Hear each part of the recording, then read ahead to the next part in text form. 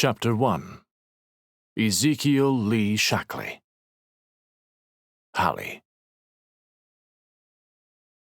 The whitewashed stone buildings lining both sides of the lane were lingering specters watching Hallie Walker's every move. She wondered if the errand boy running with erratic footsteps in the opposite direction thought the same. She shivered.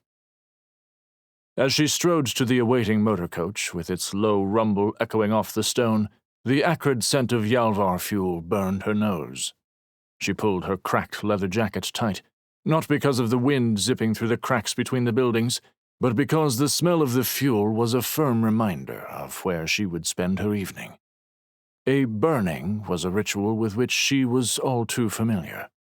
Given the impending war with neighboring Cerulene, it wouldn't be the last she attended. It was a morbid way to remember the dead, but customary all the same. "Hurry, Halvs!" Ellis Carrington, the first friend she'd made since moving to the capital, helped her into the coach. He slipped in beside her, shutting the door with a snap. The cab was warm and shadowed, with the only illumination being the setting sun filtering through the front glass. The plush seating was a luxury for a common coach. Ellis must have paid a pretty sum to rent it for such a morose affair. They set off for the outskirts of Kaivenna. Nobody much liked the stench of burning flesh inside the city walls. Hallie's hands twisted upon themselves. The gesture felt strange without her right little finger. She had yet to adjust to the odd sensation, as it had been a month since she'd lost it in Mirai. Even with her friend's comforting presence, she still wished for a pencil in her fingers to sketch away her anxieties. But she hadn't touched any drawing supplies since she'd returned. Hers had fallen through the gate, and any time she thought about them, she'd remember. And remembering made her stomach feel like the rolling of sea waves. "Just focus on getting through the night. Losing your composure won't help anyone, most of all yourself." Ellis smoothed his blonde hair back from his narrow face. "Great shocks, of all nights to have a burning. The walk alone would give me frostbite." Hallie glanced over at him. The fingers of his left hand were splayed upon his jiggling knee. "Why are you so nervous? These are your people, right?" Ellis's glare spoke volumes. "We lace our boots same way as you. Maybe it's you who needs to rethink things." Hallie crossed her arms and sank deeper into her jacket. "You have servants to dress you." "Not me. The Shackleys, maybe." "Sorry, Elle. I'm afraid they'll blame me. Maybe I could have done something more. Maybe I should have—" But she couldn't find the words to finish the sentence. Because what could she have done? Leapt into the line of fire? "You had no idea a rogue Searle band would attack you on that research trip. Frankly, it's lucky Zeke was with you. He saved you all." A research trip. One only she and her pilot Kase had returned from. It was a terrible lie, but one Ellis and Petra, her other university friend, believed. "You weren't there. I was. I was right there as he... She sucked in a breath and brought her hands to her cheeks. "Oh, stars. I don't think I can do this again." The last burning she'd attended had been her brother Jack's. Ellis squeezed her shoulder softly. "I don't think anyone would blame you if you didn't come." "Kase would. If it's anything like his sister's burning, I doubt he'll notice." She replayed the memory of Kase sobbing into his hands as he blamed himself for that death. The painful thump of her heart nearly brought tears to her own eyes right there in the motor coach. Ellis's hand slipped from her shoulder as he looked out the window. Hallie caught glimpses of the lower city's market square and shops as they passed. The once colorful awnings were wan in the dying winter light. They reflected the numbness that had overtaken her body since her return to Kaivenna. Ellis didn't look at her as he spoke. "Growing up, Kase was brimming with restless energy, always pulling pranks on the other students and sometimes teachers. Everyone wanted to be his friend, including me." but his sister's ill-timed death almost killed him." Hallie knew the feeling all too well. Ellis's eyes were soft as he turned back to her. "He dropped out after she died? He didn't finish school?" Not attending the university was one thing, but failing to graduate from upper school was unheard of in the present day and age, even in somewhere as far removed as Stoneset, where she'd grown up. "Nope. Point is, I wouldn't worry about what the others think of you. And if you want me to take you home, I will." Hallie stared at her hands, twisting her fingers once more like an impossible tangle of threads. If only it were so easy. If only she lacked a conscience. "I'll go. It's the right thing to do. Zeke was a good person, and if he'd lived, I might say an even better friend." Ellis smiled sadly. "You're a good friend, too." "Thank you." He sank into the motorcoach seat, leather creaking as he did. "I don't know how you do it out in the mountains, but my sort of people don't like to waste time on something terrible like this, so it won't be a long ordeal. The Shackleys are too important for overzealous public drivel, if you ask me. Just a few words about Zeke's military service, his heroism and such. They'd much rather grieve in private." Hallie shrugged. She couldn't tell Ellis the rest of what was bothering her. He wouldn't understand. A day after their arrival in Kaivenna, she, Kase, and Salder, the Yalvan emissary sent to barter an alliance with Jayde, had met with the High Council to discuss the mission. She hadn't seen Kase since, and the thought of him awash with the light from his brother's funeral pyre tied her stomach in all sorts of wicked and frayed knots. She hadn't reached out. Neither had he. The memories of their last week in Mirai, the Yalvan city housing the Gate, were all a blur of meals and books in her mind. But Kase's strong arms folded around her, holding her in the hours after Zeke's death, made Hallie's cheeks heat. She remembered his soft kiss on her messy hair as she soaked his shirt through with tears, his blending with hers. She was going to see him tonight. "Get a hold of yourself, for moon's sake. It's Kase, and you're going to a burning." But it wasn't just him. He'd be there with the rest of his family and the wealthy Jaydian elites. As the city street lamps faded behind them in the dusky sky, the knots in Hallie's stomach tied themselves ever tighter. She smoothed the creases from her gray skirt. She'd thrown her only black dress in the inn's dining room fireplace after Jack's burning. She couldn't stand to keep the blasted thing in her wardrobe. Thinking it would help her fit in better and draw attention away from the fact she wasn't wearing mourning black, Hallie had also twisted her hair into a proper lady's bun, free of stray hairs. She ran a shaking hand over it. "Stop stressing. I promise you, no one's going to be judging your attire or station here. The flames will be a little distracting," Ellis said softly. Hallie peeked over at him and his still jiggling leg. She took a deep breath, the rush of oxygen in her chest calming her nerves for the moment. "Easy for you to say.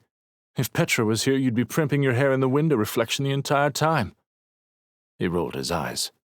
"She's getting married in 5 months. Surely she hasn't allowed you to forget that fact." He was trying to lighten the mood, but over the years they'd known each other, she'd learned to read him like a book. His green eyes dulled at her next words. "You could talk to her father." Ellis rubbed a hand across his face. "That's not how you do it in the city, especially with a family as eager to rise in society as Petra's. My family doesn't mind being lower than, say, the Shackleys, but that doesn't mean I can have my pick of a bride either. Father might not much care, if or whom I choose, but Mother's got her eye on someone." Hallie chewed the inside of her cheek. "Who?" Ellis shrugged.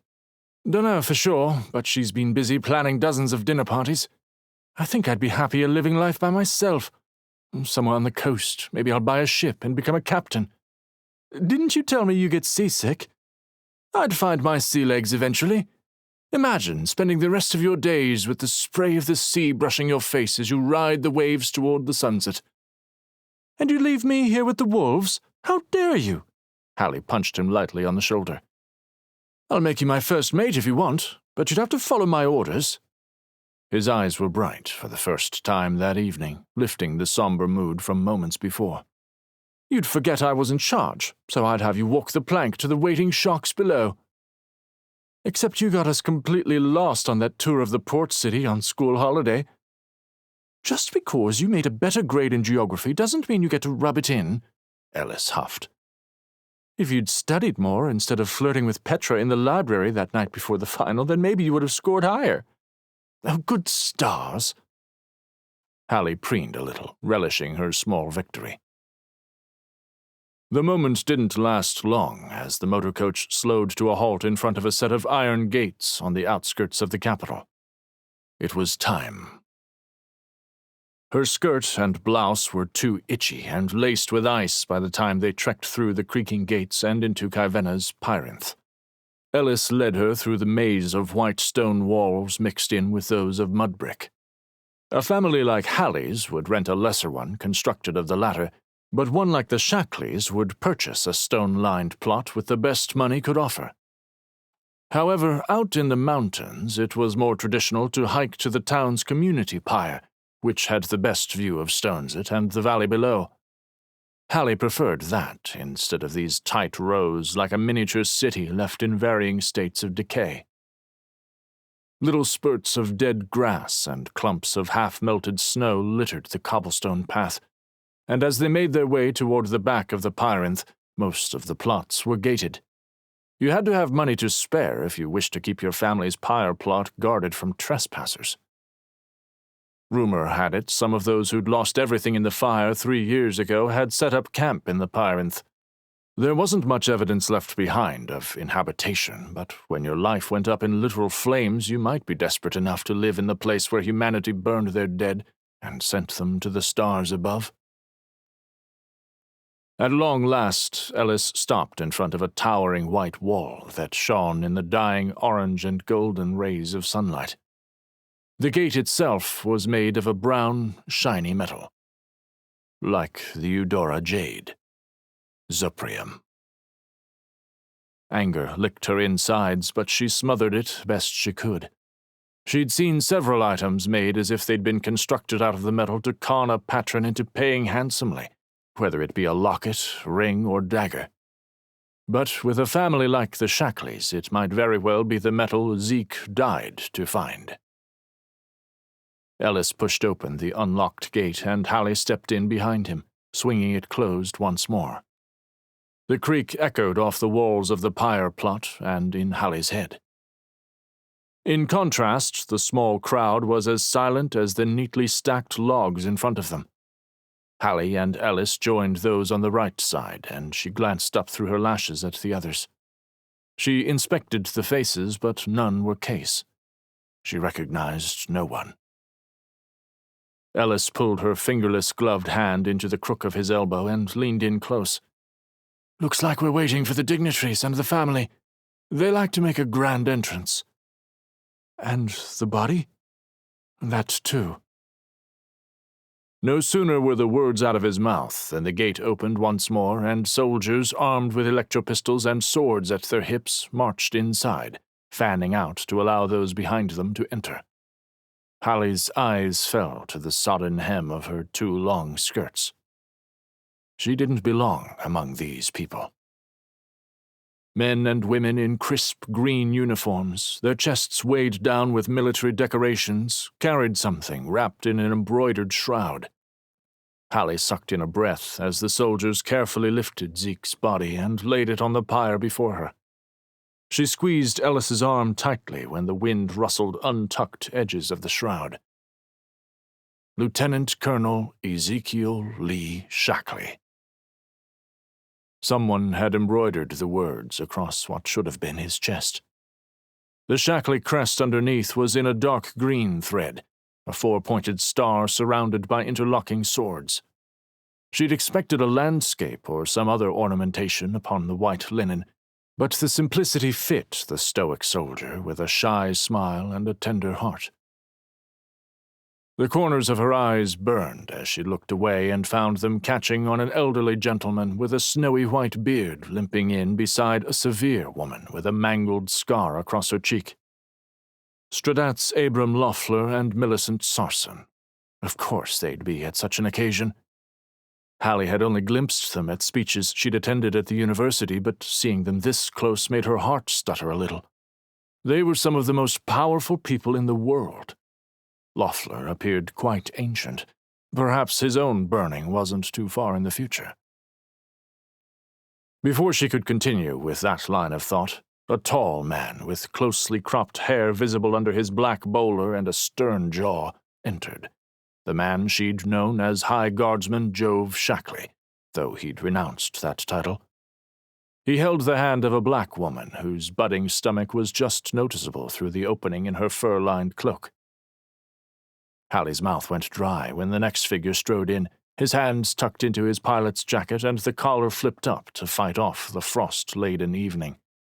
His cheeks were ruddy, and his curls were shorter than before.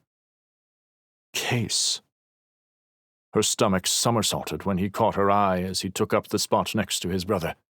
He gave her a tiny, nearly imperceptible nod, which she returned with a slight dip of her head. A bubble of warmth formed in her chest. "I'm glad I came."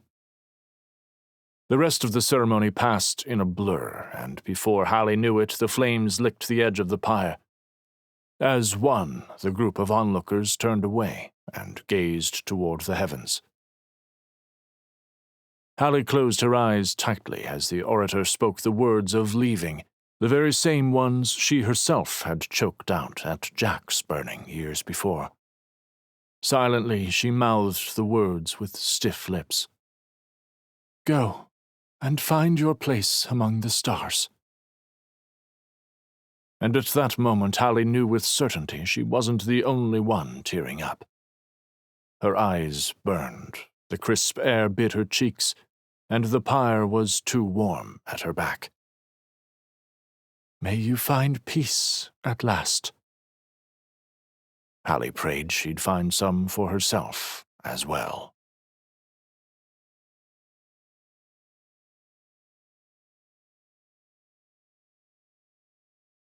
Chapter 2. Frustrating as ever. Hallie. The scent of roasted chicken and the murmuring of the evening meal crowd kept Hallie grounded in the Crown Haven Inn. Many were discussing the latest rumor about some law the city council wanted to propose. Something about taxes and possible curfews. Hallie wondered if the latter had anything to do with the attack on Fort Achilles at the end of last year, but she didn't dwell on it. It sounded like the measure was unlikely to pass. It would join the other rampant rumors in the papers before dying a quiet death. None of it helped her current situation, socially, scholastically, or financially. Her own problems were more pressing than paying attention to preening politicians and their machinations. Upon returning to Kaivenna, she'd decided to put the 50 gold hunders she'd received from the Eudora mission into savings. Once she returned to university, she'd use the funds to finish her education, and soon after purchase the school she intended to open. But until then, working as a waitress would help make ends meet. At least this sort of job was familiar to her, and she had only been late twice in the month she'd been employed. She had nowhere else to be, and no schoolwork to distract her. Work helped keep the more intrusive thoughts at bay. The proprietors were a kindly, older couple who'd owned the place ever since they'd moved to Kaivenna 30 years ago. They reminded her painfully of her parents. And as each letter she sent to her mother and father went unanswered, her anxiety grew. She needed all the grounding she could get. The last one had demanded answers. Who was she? How had her blood been able to open the door to the Gate Chamber? Who in her family had been Yalvan? Had that person known the woman in the portrait her great-grandmother had painted? She'd also mentioned she'd lost Jack's pocket watch. Writing out the words in black ink made its absence feel so final. Either way, she'd paid an icy-eyed trapper a pretty sum to take it through the Narden Pass this time of year. Hallie's mysterious lineage and the silence from her parents weren't the only things bothering her. In the month since the burning, the nightmares hadn't stopped. If she worked herself hard all day, she could get at least an hour of dreamless sleep before the gruesome images set in. Not even her books helped her cope. Because books only made her think of Kase, and that would inevitably spiral into the Eudora Jayde mission, and that only brought her back to square one. It was a wicked cycle. A chilling breeze dashed across her cheeks as the front door of the inn blew open and shut with a sharp snap. She stopped scrubbing a recently vacated table and looked up. A boy, with spots dotting his pale face, waited at the entrance. A few black curls peeked out from under his worn cap. "Miss Hallie Walker?" "Yes?" she asked as she tucked the rag into her maiden belt. A few of the other patrons glanced at her curiously. The boy held up an envelope, its jade green wax seal evident even from across the room. Not her parents. They would have used clear wax from leftover candles. She tried not to slump her shoulders as she met the boy where he still stood at the door. He gave a quick bow and held out the missive. "It's from the watch." As soon as Hallie grabbed it, he took his leave, the wind snatching him away. She shivered. "The watch?" another server asked, tucking her tray beneath her arm. "What troubles you in?" Hallie slipped the missive into the pocket of her apron. "Finish up table 7 for me. I'm just gonna—" The server nodded. "Let me know if you need a bail or something. I always pegged you for the clean sort, but maybe we misjudged you." "I would never—" But Hallie's co-worker had already turned away, golden bun bouncing as she made her way to the half-cleaned mess that was table 7. The diners nearby pretended to be more interested in their food, but their curious stares burned into her from behind. Stars! What in the blazes was the watch doing, sending her missives during the dinner hour? She would have thought that, after the Eudora, they would have been more discreet, or at least sent someone instead of a missive. The envelope weighed heavily in her pocket as she entered the kitchen. A tall woman with a graying braid looked up from where she scrubbed dishes. "How's it out there?" Maisie, the proprietor's wife, asked. "Seems to be slowing." Hallie headed for the stockroom. "We should be able to start cleaning after another half-hour or so." "Wonderful. We can send most of the others home soon, and then we can practice making cinnamon buns for tomorrow." Hallie laughed outright, the reaction taking an edge off the anxiety flickering through her heart. "You know I'm a terrible cook." "But how's a pretty young lady like you supposed to get married off if you can't even bake a cinnamon bun?" Hallie rolled her eyes, but Maisie reminded her so much of her mother, or how her mother had been before Jack died, that it hurt. She hastily changed the subject. "No, still not back." The older woman wiped a bead of sweat from her brow. Her deep brown eyes found Hallie's golden ones. They sparkled a little in the electric lighting. "I told him not to put off renewing our license until the last minute, but he wouldn't listen. He's been in that blasted line all evening." Hallie shook her head. "I said I'd go for him." "That husband of mine is a stubborn one, lass. Make sure you find one who minds you." She laughed and turned back to the pot. "Holler if you need any help out there, and tell Edith not to flirt too long with that Tanner's boy tonight, will ya?" Hallie nodded and pushed open the door to the storage closet with her backside. Maisie started whistling a drinking song as Hallie let the door shut behind her. The last minute of lightheartedness evaporated as she took the envelope from her pocket and inspected the seal. 4 swords surrounded a 4-pointed star. The Shackley crest. Was it from the ex-High Guardsman? Or the Stradat Lord Capitan? From Kase? Stars. She ripped it open and pulled out the short missive inside. "Miss Walker, you are needed immediately at the Jayde Center. Will explain upon your arrival. Lord Jove Shackley." Hallie stared at the words. Had something happened with the treaty? Why Hallie was needed for something like that didn't make sense. Salder didn't require a translator. She stuffed the note into her pocket. It looked like she and Maisie wouldn't be making cinnamon buns that evening after all.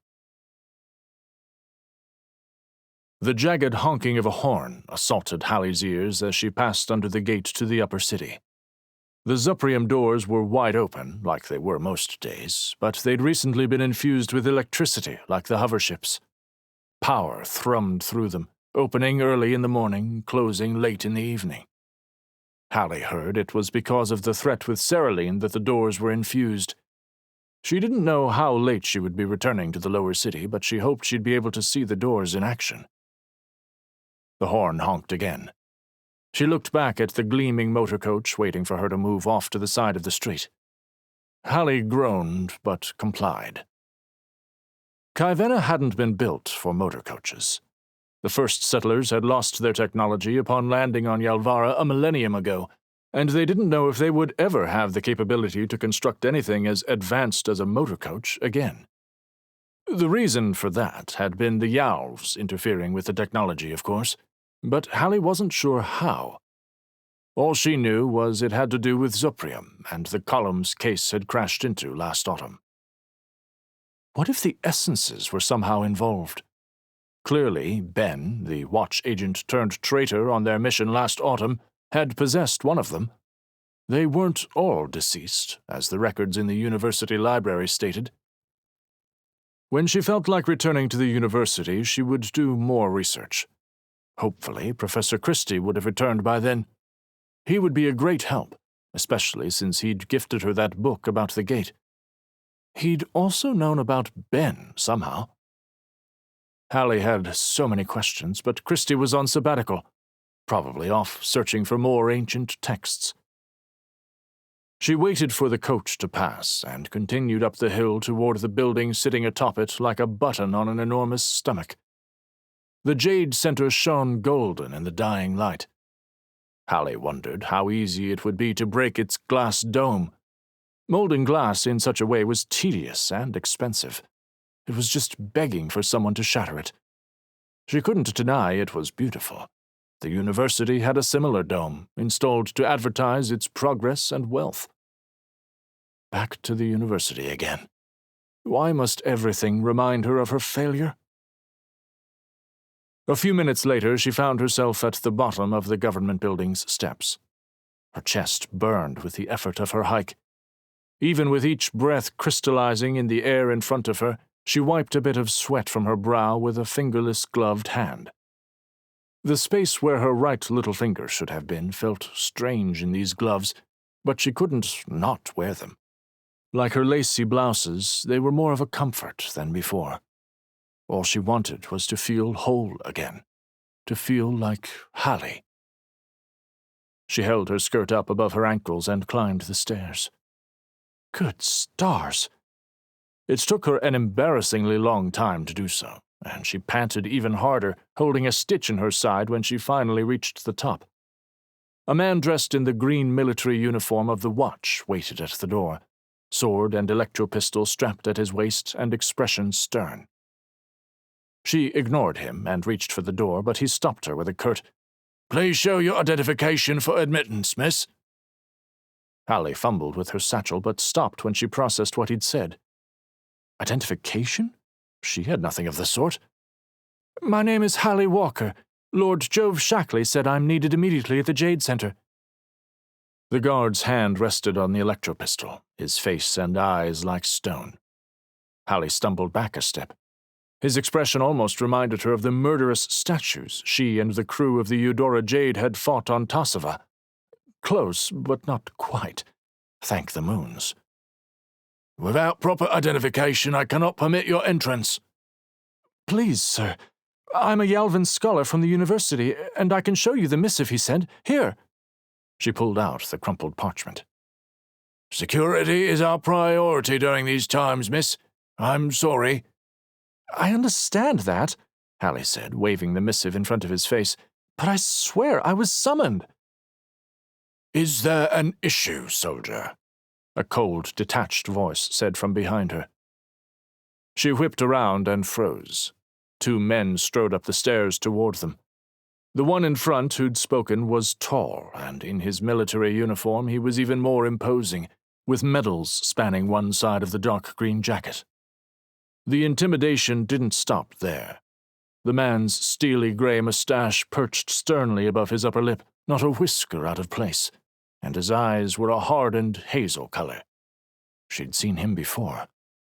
"Stradat, Lord Capitan," the guard said, with a smacking salute.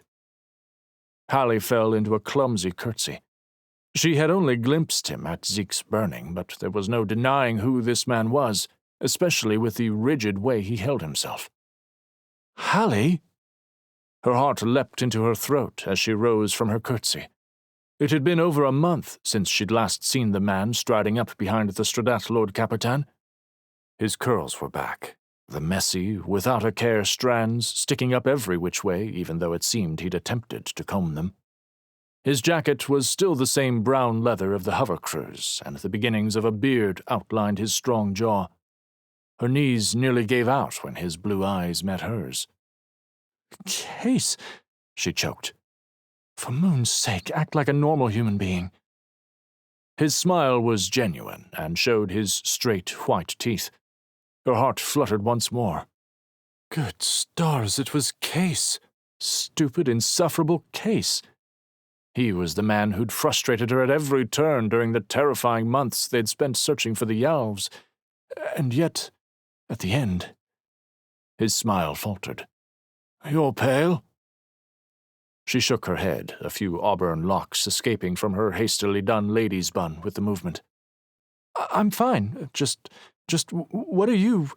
Are you, The pointed clearing of her throat froze the words tumbling from her mouth.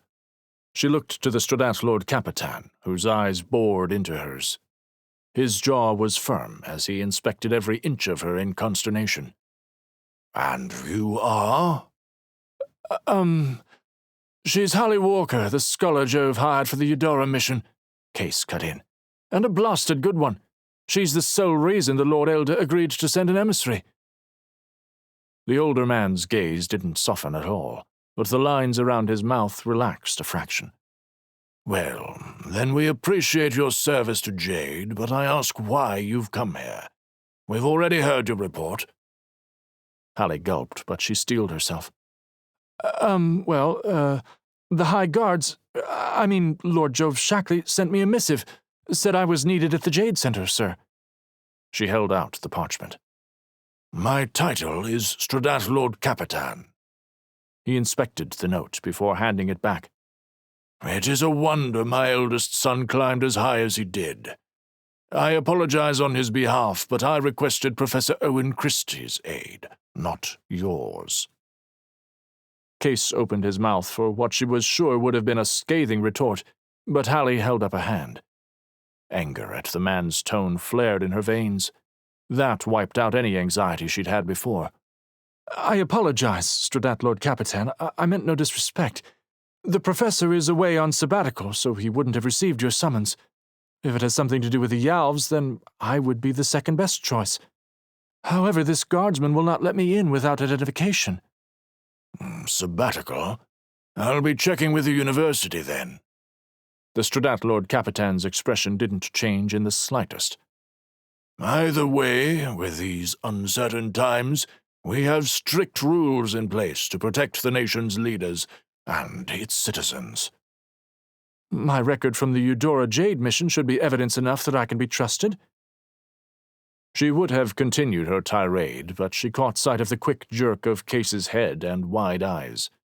Probably for the best, seeing as the Stradat Lord Capitan's own eyes narrowed with each successive word she spoke. "Stradat Lord Capitan," Kase began, "I can vouch for her." The man glared at his son, who shut his mouth faster than Hallie thought possible. Kase's father looked back at her with that icy gaze. "Return her with identification, or do not enter at all." "But, father—" Kase cut himself off at another deadly glare. "Have a good evening," the older man said with a nod to Hallie. With that, the Stradatelord Capitan saluted the guard back, who hadn't dropped his pose for the entirety of the conversation, and entered through the front door. Hallie's neck and face burned. "Come on," Kase said, pulling his jacket more tightly around his shoulders. "I can fix this little problem." Hallie followed him down the steps, too embarrassed to take her eyes off her boots, the tips peeking out from under her skirts. A waste. She should have simply come in her trousers. He strode over to the rumbling motor coach and opened the door. "Hop on in, will you?" She looked up to catch his eyebrow quirk and said, "I should go. Noel and Maisie could use my help at the inn, and I don't even know why I'm here to begin with. All I know is that Salda sent Father a message saying some other Yalvs had arrived." "More Yalvs are here? Why?" "That's what we're here to figure out." He gestured to the open door. She didn't move, so he let out an annoyed sigh. "Shucks, I forgot how stubborn you are. Would you rather walk home and accomplish nothing?" "And I see you're as frustrating as ever," Hallie growled as she climbed into the motor coach. "Always." Kase slid in beside her and shut the door. "Go around the back and park down one of the side streets, Avery, if you would." "Of course, Master Kase," the chauffeur answered. "For the umpteenth time, it's just Kase, Avery," Kase sighed, running a hand through his hair. "Yes, Master Kase." Hallie tried to hold in her laughter, but she wasn't successful. It was a relief from the earlier tension, and she welcomed it. "Sorry." Kase rolled his eyes. "It would behoove you to be nice to me right about now." Hallie choked back the rest of her laughter. "I'm always nice." "Sure." The street lamps lining the road lit up as they passed. Night was upon them. The glow from outside caught on Kase's face as she watched him out the corner of her eye. Same old Kase, even in his tailored trousers and polished boots. She could hardly believe she sat in his fancy motor coach after a month of not seeing him. It was strange after spending nearly 3 months on the same hovership, but their social classes dictated they run in different circles. After a slightly uneasy silence, Hallie spoke up. "Were you coming up here to help the Yalvs?" Kase scoffed and tapped out a jagged beat on his knee with slim fingers. "The illustrious and very dignified Stradatelord Capitan has a High Council meeting, and I was going to see if I could help with anything. I was simply forced into the same car by means of necessity." At Kase's irreverent tone, Hallie peeked up at the driver. "Should you be talking like that?" "Old Avery agrees with me, I know," Kase smirked. "Not that he'd ever show it. Isn't that right, Avery?" The driver didn't miss a beat. "I have no say in the matter, Master Kase." "See?" "Fine," Hallie said, fiddling with the strap of her new satchel. It didn't fit the same as her old one, but considering that one was somewhere lost in the gate, "just tell me what your plan is, and I'll decide if it's worth following or not." Kase shifted in his seat. They were sitting entirely too close in this space, and Hallie scooted a little further to the left, her cheeks heating. Kase looked out the window as they passed a few buildings and turned down a side street a block from the Jayde Center. "We'll sneak in, sort of. Tonight's East Entrance guard turned me down for drinks. Works in our favor, seeing as the poor bloke got caught snogging the wrong girl last week. Quite egregious, as she wasn't too pretty. Probably the worst bit, that." "Kase!" He shrugged. "Do you want to help or not? Besides, I'll twist Jove's arm for your identification papers in the morning. He can push it through, probably within the next week, but I don't know exactly how long it will take. Don't know why the dull cops sent for you and didn't think about that." Hallie ran a hand down her face and sighed. "Fine. Glad you finally saw reason. But if we get caught, you're taking the blame." Kase gave a wry laugh. "And I won't even get punished for it. One perk of being the Lord Capitan's son. Stradatelord Capitan." He chewed on his thumbnail for a moment before continuing. "He's such a blasting helveter when he wants to be, which is his every waking, breathing hour. Stars, it was nice to be away from home for so long last fall." "I don't think you should talk that way about your father." He shook his head. "If you knew him like I do, you'd understand I'm being kind." He peeked out the window. The chauffeur parked the car, and Kase opened the motorcoach door. He held out his hand. "Hurry, would you?" "Gracious day," Hallie grumbled as she placed her hand in his. It was a little rough, a few calluses along his palm. Again she wondered where someone wealthy and city-bred like Kase would have collected them. Once out of the coach, she slipped out of his grip. She prayed the evening hid her blush. With a quick word to Avery and a tap on the roof, Kase led her down the street and back toward the Jayde Center. His stride was confident, his boots clicking smartly on the cobblestones. Street lamps, like bobbing candles, lit the lane every 15 feet or so, and cast Hallie and Kase's shadows along the empty government buildings. Most of the employees who worked in them had gone home for the evening. That meant there was no one to see them sneak into one of the most important buildings of all. As they approached the back of the Jayde Center, Hallie spotted a guard standing erect beside a large metal door. In the flickering electric light, Hallie thought it had a brown tint to it. Pulling something from the pocket of his jacket, Kase strode over to the guard, who put a hand to his electro-pistol before relaxing. "I'm not leaving my post to go get drinks." Hallie bit back a smile at the hint of exasperation in his voice. Apparently, the curly-haired pilot had that effect on everyone. Kase held out a piece of paper. "I'm on business for the Stradatlord Capitan." "Ah, so that's why you wanted to get drinks." The man glanced at the papers before handing it back. "Fine. And the girl?" Kase looked back at Hallie and winked. She rolled her eyes. "Mother of Ash, he's cocky." He turned back to the guard. "She's with me." The guard tightened his hold on the electro-pistol at his side. "You can't just bring anyone in here, you know that." "It's all right, thank you, sir. We'll be on our way." Hallie gave him a smile and started to back away before Kase put a hand on her shoulder. "Indeed I do, but like I said, this is on the Stradatlord Capitan's orders specifically, and he's part of the High Council, in case you weren't aware." The man's dark eyes flitted to his shoes and then to Kase once more. "Kase, if I let you in and someone finds out, send them to me." "But that would mean I would still get the stick, so no." Hand falling from her shoulder, Kase slid what Hallie assumed was his identification papers into his pocket. "And if I were to tell your wife—" He leaned in so close Hallie could barely hear the next words. "What I saw the other night at the tavern, what would you think then?" Even in the dim lighting, Hallie made out the blush blossoming across the man's entire face. He immediately straightened and let go of the grip of his pistol. "It's your grave, Shackley." Hallie looked at the ground to avoid saying something incredibly stupid. "Kase is such a—" "Thank you, Saul. We appreciate your cooperation and silence." Kase held out his arm for Hallie, but she didn't take it. He turned back to her. "Coming?" Hallie unclenched her fist from around her satchel strap and marched past him, stopping in front of the guard. "I apologize for my companion, but I promise to get proper papers soon." The man stepped away from the door. "I'd stay far away from that one, miss. Surely you can find better with that pretty little face of yours."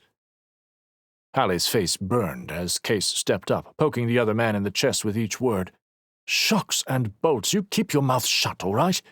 I always make good on my promises, and my threats." The man's eyes narrowed, but he didn't say anything. Kase grabbed Hallie's arm and pulled her through the door before the guard did anything else. He didn't let go until Hallie pulled out of his grip. She crossed her arms when he turned and asked, "What now?" "You can't treat people like dirt." Kase rolled his eyes. "He cheated on his wife. He is dirt." Hallie breathed out sharply through her nose, a gesture Kase seemed to find amusing by his grin. She narrowed her eyes. "Just lead me to where Salder is." Fine, don't get your knickers in a twist." A sharp clacking of boots echoed off the shining marble floor, and Kase whipped his head around before turning back to her. "Just let me do the talking if anyone stops us, okay?" Hallie ground her teeth, but she nodded. Kase held out his arm again, and she reluctantly took it, placing her hand in the crook of his elbow. Kase nodded to the soldiers on patrol as they passed in the corridors, none of which thought to question Kase. Ridiculous. He guided her up a few staircases and through another corridor lined with portraits of important people whose names Hallie couldn't remember. Incandescent bulbs housed in simple black iron sconces flanked them. At long last, he stopped in front of a set of double doors on the 4th floor. "This is where they should be, hopefully." He turned to the stoic guard. "Miss Walker and I are here to see Lord Salder." Why a guard? Hallie's stomach filled with stone. The man gave Kase a once-over, a flicker of recognition in his eyes, and nodded. "Mr. Dat Lord Capitan said you'd be along." Hesitantly, Hallie released Kase's arm and placed her hands on the doors, pushing them open. The well-oiled hinges were silent as she stepped over the threshold. The room was larger than she imagined it would be from the outside, but the paint chipping off the beams in the high ceiling made her feel as if she'd stepped into the old rat-infested auditorium no one liked to visit on the university campus. "Miss Walker and Master Shackley!" The anguished shout echoed off the dark stone walls. Hallie searched for the speaker. His hair was mussed instead of in its usual sleek tail, and his golden eyes were red-rimmed and swollen, but there was no mistaking Salder. Hallie's heartbeat sped up at the sight. Surrounding him were other Yalvs, about 100 or so. Little children, too, with their miniature robes and snaggle-toothed smiles, and adults dressed soot-stained in traditional garb. What in the blazes is going on? Chapter 3. Through the Gate. Kase. Kase watched from the corner of his eye as Hallie embraced Salder. He hadn't pegged Salder as the hugging type. None of the Yalvs struck him as touchy-feely. They were all tall, willowy, and rather somber at the best of times. He took in Hallie as she pulled back from the towering Lord Salder and spoke in a whisper. She hadn't changed much in the month since he'd seen her. Granted, he'd only glimpsed her at the burning, and his thoughts had been elsewhere. Understandably. It was a miracle he'd been sober for it. Now her auburn hair was pulled back in a messy knot, bits of electric light catching a few strands like shattered stars. She shifted her weight a little, and he caught the tip of a leather boot peeking out underneath the hem of her skirts. He smiled. Of course she'd eschew dainty slippers, and he'd have bet his life she had a sketchpad tucked away in that satchel of hers. He wiped the smile off his face as soon as she turned toward him with wide eyes and a bloodless face. Kase's heart sped up. "What's wrong?" Hallie's hands shook as she smoothed the fabric of her skirt. "What do you know about everything that's happened?" Kase ran a hand through his hair, his curls finally long enough to do so. Stars, he'd missed them. His mother had forced him to cut them upon his return, saying he looked like an unwashed heathen. "Not much. The Stradat Lord Capitan was a little stingy with the details." Hallie's face paled even further. "Someone came through the gate." "What?" A chill raced up his spine. Salder's voice was cloaked in emotion. "From talking with my people, I understand your friend, the one who fell through, is the one who came through. He destroyed our city with a great winged dragonar. The ones who are here." He spread his hands out toward the Yalvs dotted around the room. "They escaped through a passage." Hallie's knees gave out. Kase and Salder caught her arms before she fell to the floor. Her voice was tight as she steadied herself, pulling out of their grip. "But the Lord Elder, he told me Ben didn't have the key, that the essence who could control the gate was dead." Kase looked back at the others. They chatted quietly with one another. Some were crying. Some slept with their lanky forms curled into balls in the uncomfortable, interconnected seats. What had happened to the others? Had they escaped through other passages? Or was this all that was left? "Where is the Lord Elder?" Kase didn't want to think about Ben, and what little he recalled from the night Zeke died. That wound was more painful than the sword-inflicted one. He rubbed his side where the scar should have been, if not for Salder's healing. Salder clenched a fist and brought it to his chest. We believe he fell defending our city." He took a moment to compose himself. Stars! What was the Lord Elder to him but a leader?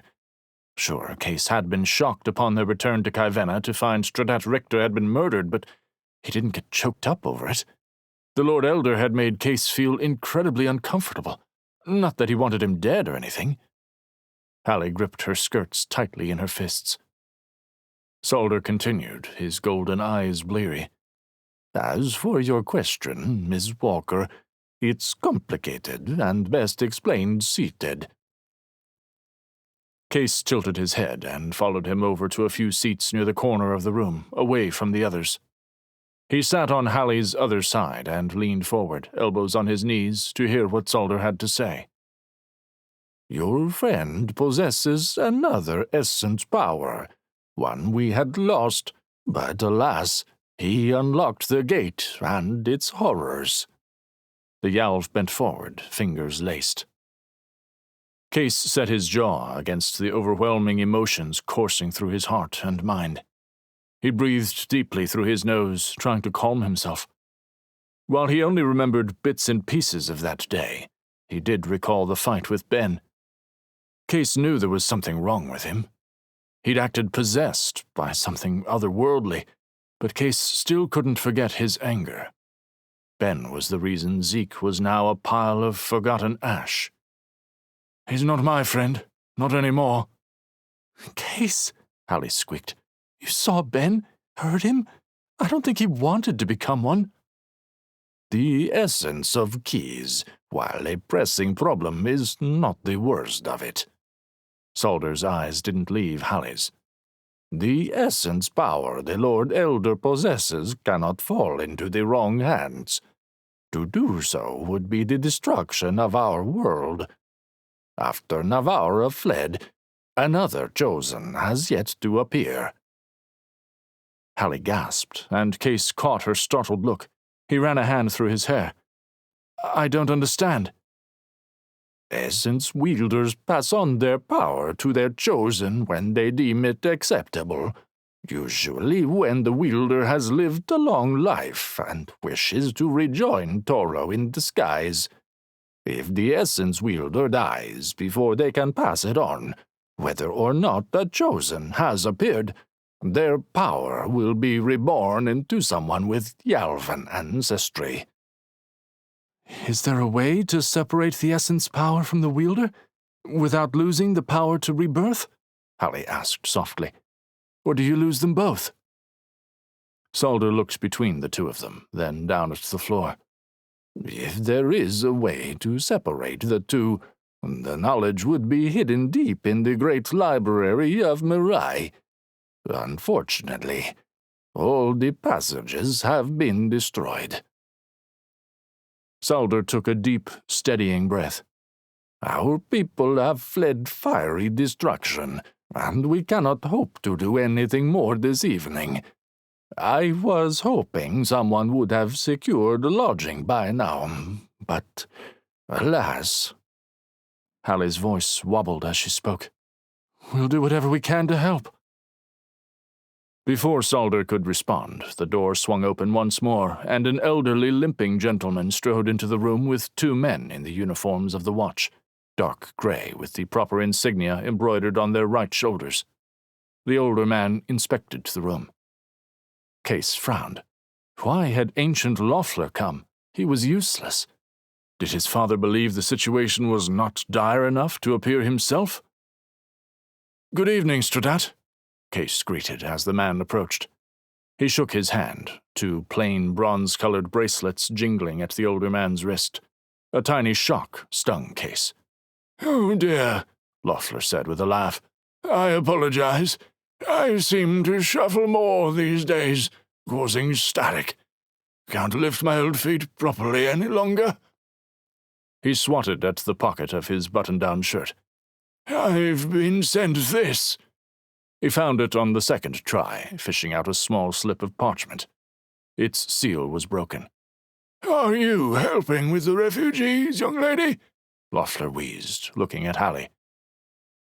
Kase took the missive from the man and nodded at Hallie. Miss Walker is the leading Yalvan scholar at the university, and with Owen Christie not in the city, she's helping out tonight. Kase caught her glance. She didn't mention his threat to blackmail the guard. Instead, she changed the topic as she gave a quick curtsy. It's an honor to meet you, Stradat.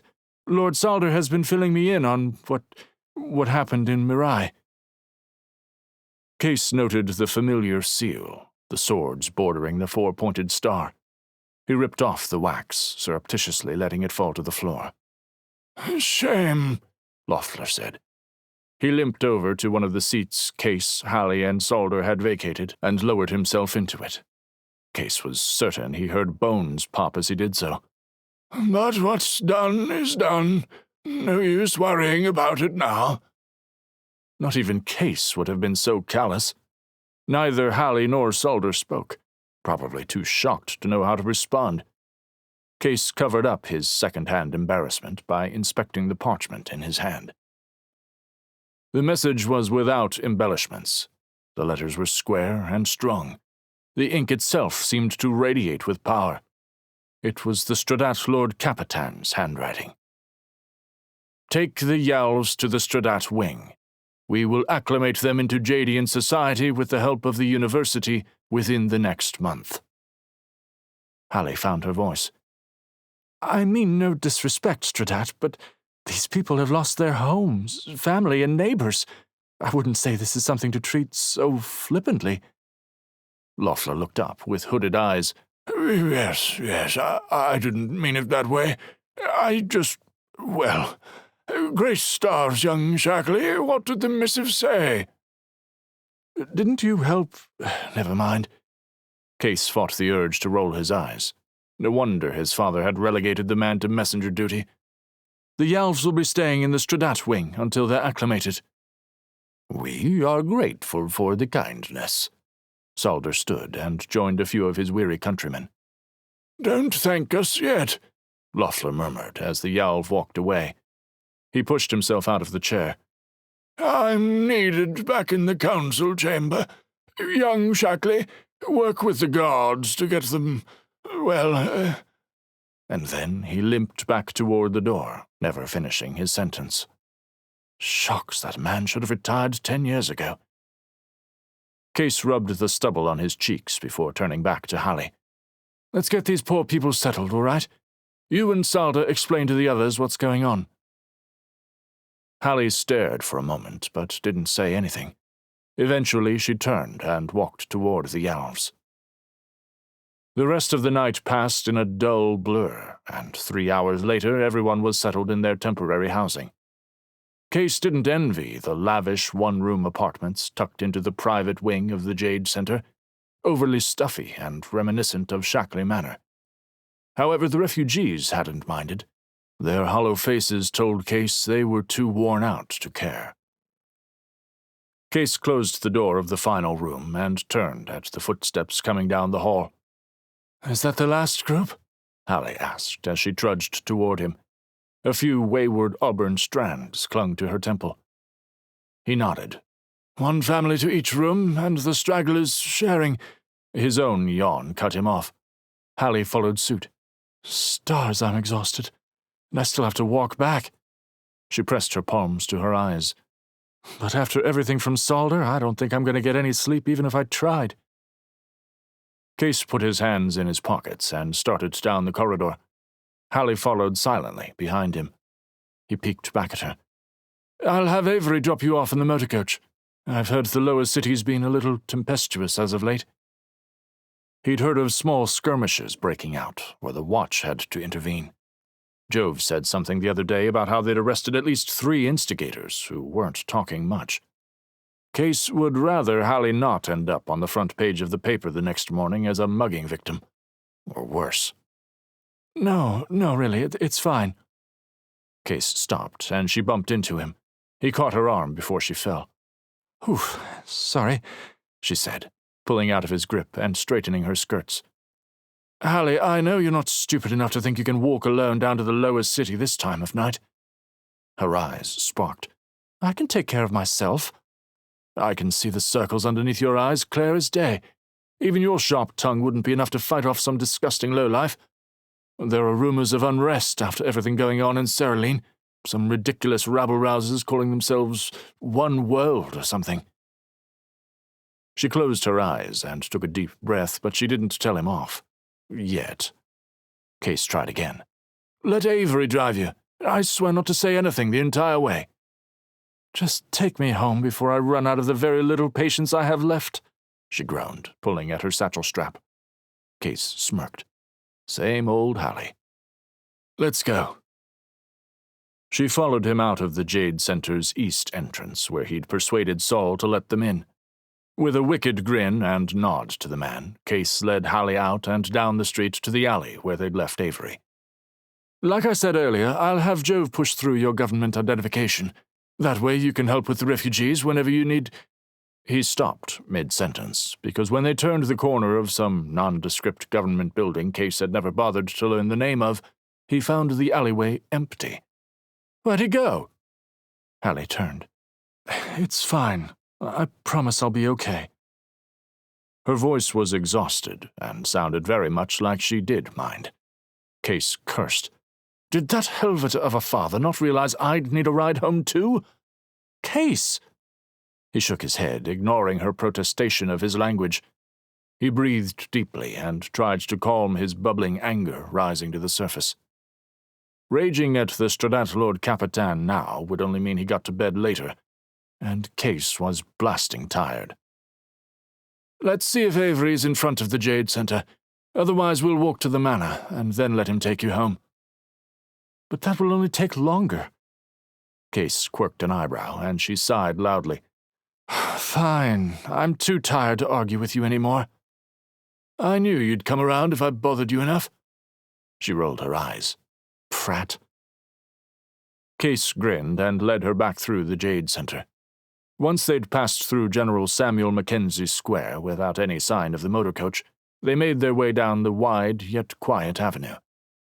While it was the most important in the city, as it ran down to the front gate a few miles away, all the wealthy inhabitants were either out at the theater, some other entertainment venue, acceptable or not, or tucked in their lavish homes away from the lower city's filth. The electric street lamps cast flickering shadows on the ground as they walked. Kase tried not to focus too much on Hallie's silhouette. He barely recalled the moments before they'd entered the gate chamber, but he did vaguely remember bumping heads and... shocks. His heart picked up speed. "So," Hallie started, "is your father always like that?" Well, that was one way to distract him. Kase grunted and put his hands in his pockets. Worse. Hallie pulled her coat further around her shoulders. The crisp chill of the February night made Kase long for summer. Hallie peeked over at him as they walked. "I don't envy you then, though he and my mother might get along." Kase laughed despite himself. "That I highly doubt." "You don't know my mother." "Come on, she can't be so bad. Believe me, the Stradat Capitan... Well, Kase coughed. "I'd rather not spoil this lovely frostbitten evening stroll talking about him." Kase caught Hallie's reddened cheeks as she muttered, "Sorry. I never seem to know when to shut up, especially when I'm tired."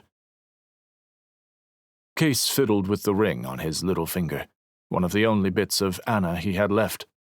Thoughts of his father always led him back to her. "It's okay." When she didn't respond, the silence pressed down upon him, thick enough to cut with a soldier's sword. Kase wanted to say something, anything to shatter it, but he was at a loss. They had only bonded through their shared nightmare of an autumn, so what did they have in common other than books? What else did she like? He didn't think bringing up the Yalvs would be the smartest idea. Kase wasn't one to bring home many ladies. There was a short fling with Stradat Richter's daughter, Lavinia. Jove had teased him endlessly about it. She was beautiful, but she'd cared more about her standing in society than anything else. Now that Kase thought about it, she probably only pretended to be interested in him because of who his father was.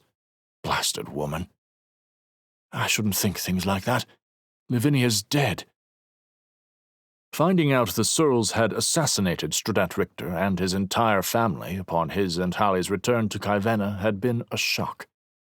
Yet everything with Zeke had lessened that blow for him personally. His mother had cried for days after Kase's return.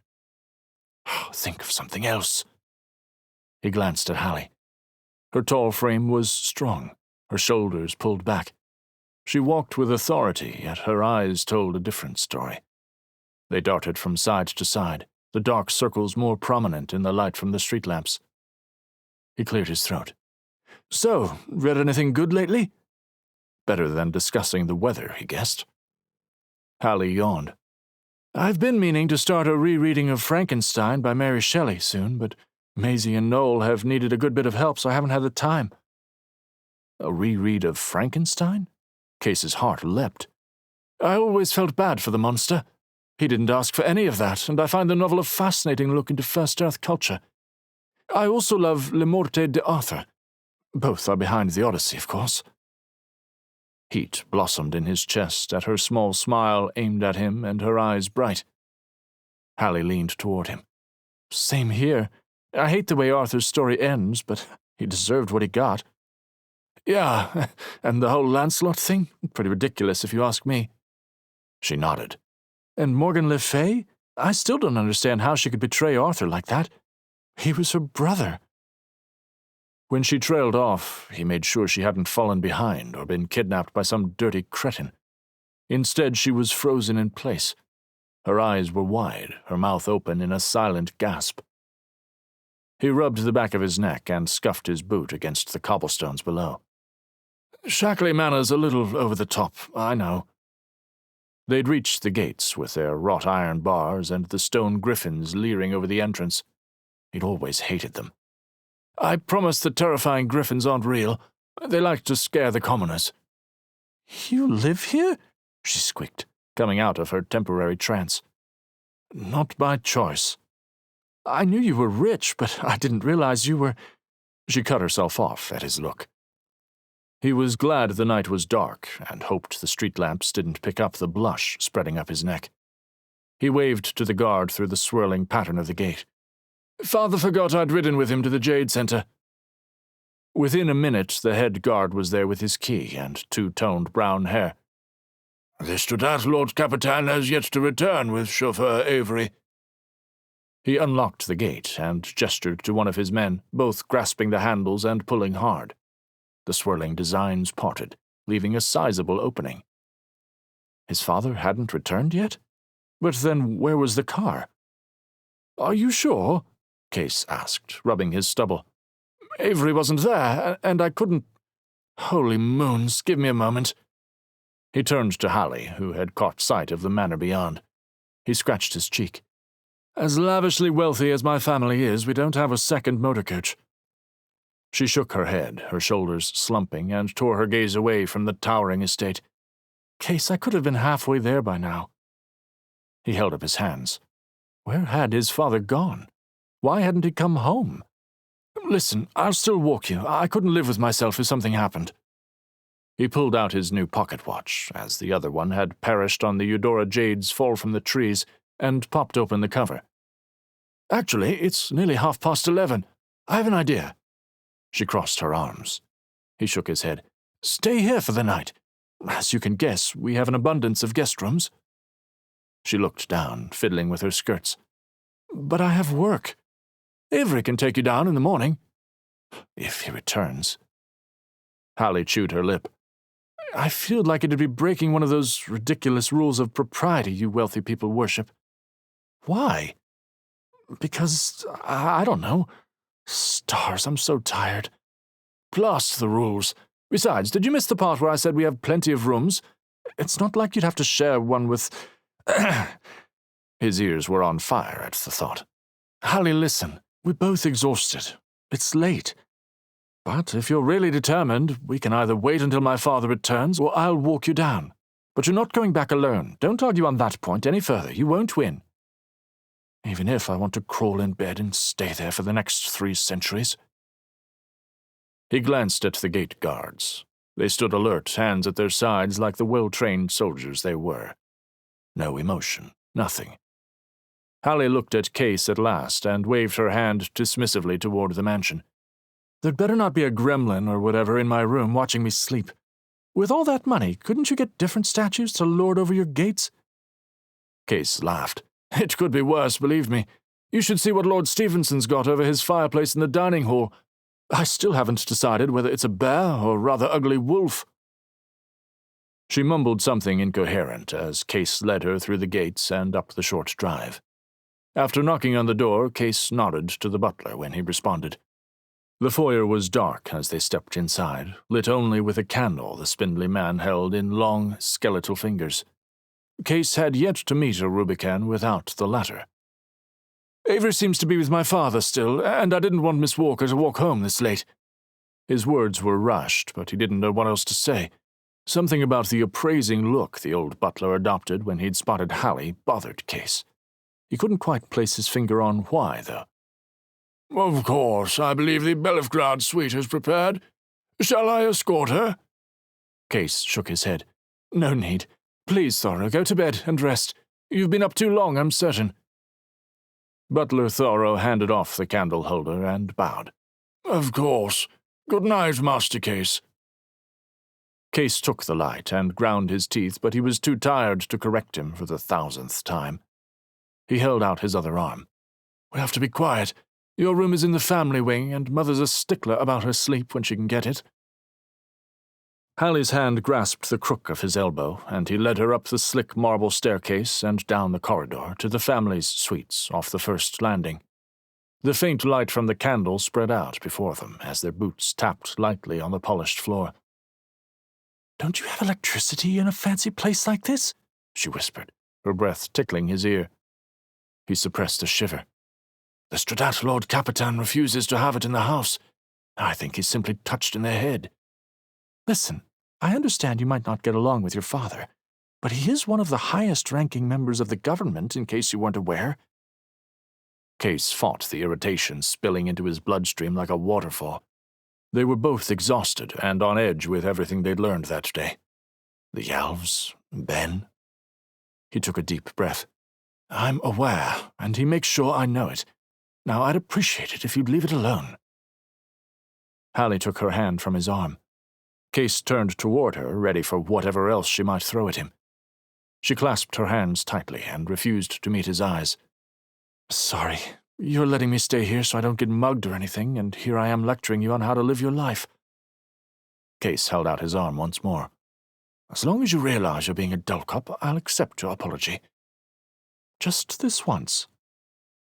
Kase nodded as she joined him once more. In soft silence only broken by their footsteps, they turned the corner into the family wing. A faint beam of light streamed from a cracked door ahead. "Blast," he muttered softly. Hallie tilted her head. "What is it?" His finger was rough against his lips as he held it there and shook his head. He unwound her hand from his elbow and set the candle on the floor. Kase stepped with light feet toward the opening and, with the air of a thief, peeked around the doorframe.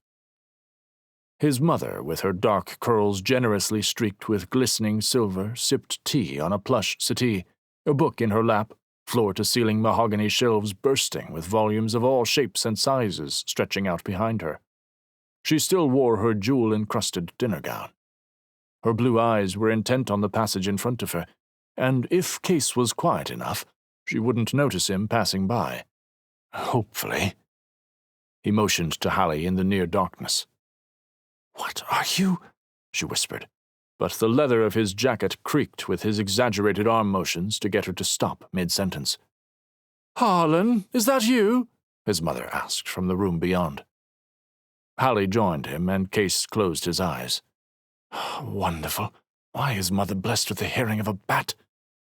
He mouthed, "Stay here," before stepping into his mother's personal library. She hadn't even looked up from her book. The solitary lantern on the side table cast a golden glow on her unblemished skin. Kase folded his hands behind his back. "It's me, Mother." She set down her still steaming teacup on the side table carved with peacocks and held up her book. "I was waiting for you and your father, but I got distracted examining this latest find. The book dealer said it was a genuine First Earth edition of The Scarlet Letter, but I have my doubts." A gasp echoed in the hallway, and Kase winced as his mother paused. He should have known Hallie couldn't keep her mouth shut if books were involved. He cleared his throat. With it being so late and all, Hallie, you can come in." His mother raised manicured eyebrows as she closed the book and set it next to the cup of tea. Kase turned when Hallie entered. The scholar had one hand tangled up in the strap of her satchel as she tried to curtsy. If Kase hadn't been so tense, he might have laughed. Not out of derision, but because there wasn't any need to curtsy to his mother. Waving her hand, his mother stood from her chair. "Oh, please, don't trouble yourself with that nonsense. My name is Hallie Walker, ma'am. I mean, Your Grace, or, I know your husband is the Stradlord Capitan, but I'm not sure how I should. I'm terribly sorry for barging in, and—" This time, Kase couldn't help the laugh escaping his lips. Hallie glared at him, and he grinned. "Hallie, this is my mother, Lady Celeste Shackley." "Hallie, is it?" his mother asked with a smile as Kase stumbled a little at her words. "It seems as if my son is on first-name terms with you, I see." "It's not what you think, Mother," he explained, the heat radiating up from his core and catching his neck in its blaze. One slip of his tongue, and his incredibly old-fashioned, high-society mother leapt at the opportunity. "Hallie, Miss Walker, was on the Udara mission with me, and we were both at the Jayde Center helping with refugees, and it was late, and Father has the motor coach, and I didn't want her walking home this late, and—" His mother strode up to him and patted his cheek softly, halting his babbling. "It's not a bad thing, dear. Now, Miss Walker, please call me less. No need for all the other highfalutin titles in my home." Hallie's face was red as the plush rug she stood upon, but she relaxed the hold on her satchel. "Thank you, ma'am. I mean, less. And please, I'm just Hallie. I didn't mean to impose or anything, but Kase, Master Shackley, or, he wouldn't let it, I tried to tell him I'd be fine walking home." "It's all right, dear. I'm happy to meet you. My son isn't one to talk much, but he's mentioned you in such a positive light I wondered when I'd finally meet the woman who has—" Kase interrupted before she could finish the sentence. "Mother, we're both tired and we want to get some sleep. Miss Walker has classes to attend tomorrow, being a university student and all." If Hallie's face could get any redder, she would have combusted then and there, Kase was sure. He knew his had blown past that point 5 minutes ago. Hallie started to speak up, but she quickly turned whatever it was she was about to say into a cough. "Yes, I sincerely apologize, but I really am about to fall asleep on my feet. Not that our conversation is boring or anything." His mother laughed. "I'll let my Kase show you to your room, and I look forward to conversing with you more at breakfast. Sleep well, dear. It's been a pleasure to meet you at last." If Kase could have fallen through the floor, he would have readily accepted his demise. He was nearly 22 years old, for moon's sake, and his mother still acted as if he were 17. He quickly strode over to Hallie and held out his arm. "Night, Mother." She nodded and sat back down, pulling her tea and book into her lap once more. If she's waiting for the Stradlord Capitan to come home any time soon, I have a feeling she'll be waiting a while. Chapter 4. Blasted Stone. Hallie. Hallie thought Petra's room at the Lieber townhouse was extravagant, with its draped canopy bed and silk-embroidered curtains, but the Belefgrad suite at Shackley Manor put all that to shame. For one, it had its own name. That, in and of itself, was rather ridiculous, but the floors of polished stone, upholstered and gold-trimmed walls, and chandelier in the shape of a 6-tiered cake dripping in diamonds almost made her sick to the stomach. All that money for a guest suite. Because it was indeed a suite, complete with its own bathing room and balcony. However, the fine decor wasn't enough to distract her from the thoughts that kept her up most of the night. The events from the previous day played like a First Earth picture show through her mind until the earliest morning hours.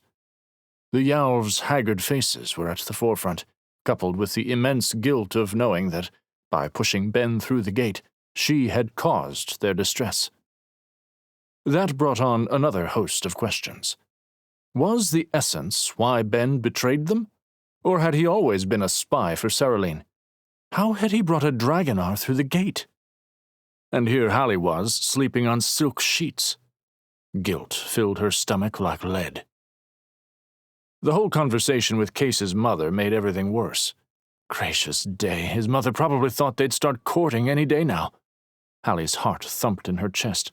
It was a ridiculous notion, right? Kase said he barely remembered anything that happened on the night of the Cerul attack. Surely he didn't remember the almost kiss. Surely he wouldn't want to court her. Hallie was well beneath his social standing. But his mother said he'd mentioned her before, and, well, she hadn't gotten much sleep regardless. And it doesn't look like I will. She sat up and stretched, her muscles aching from the hike through the city and lack of sleep. Might as well check out the adjoining bath, if she had the time. When else would she get the chance to stay in such lavish arrangements? Pink fragmented light, laced with the gold of sunrise, crawled across the floor from the double doors of the balcony. Hopefully the Shackleys weren't the sort to eat breakfast at the crack of dawn. She threw off the duvet cover, and as her feet landed on the cold floor, she winced. Are wooden floors too good for the rich? Blasted stone. Hobbling over to the bathing room, she peeked out the balcony doors. The grass and tree limbs were glittering with frost. Tempting. She'd go out after her bath. If only she could sketch the scene. Phantom pain flashed in her Vasa-healed hand. No, she wouldn't sketch it. After soaking in lavender-infused bathwater, she dressed in her pretty clothes from the night before. She would change before she went back up to the... No, she wouldn't be able to get into the Jayde Center without identification. Hadn't Kase said he would talk to Jove that morning and get her the papers? She wouldn't dare allow Kase to blackmail another guard. Slipping on her boots, she stood and tied her hair up into a loose lady's bun. Glancing in the mirror, she tried to ignore the dark circles underneath her eyes. Maybe one day they'd disappear. Pulling open the dainty glass-paned doors, the crisp air of early morning stole through her lungs and came out as small puffs hovering above her lips, but the view was worth the chill.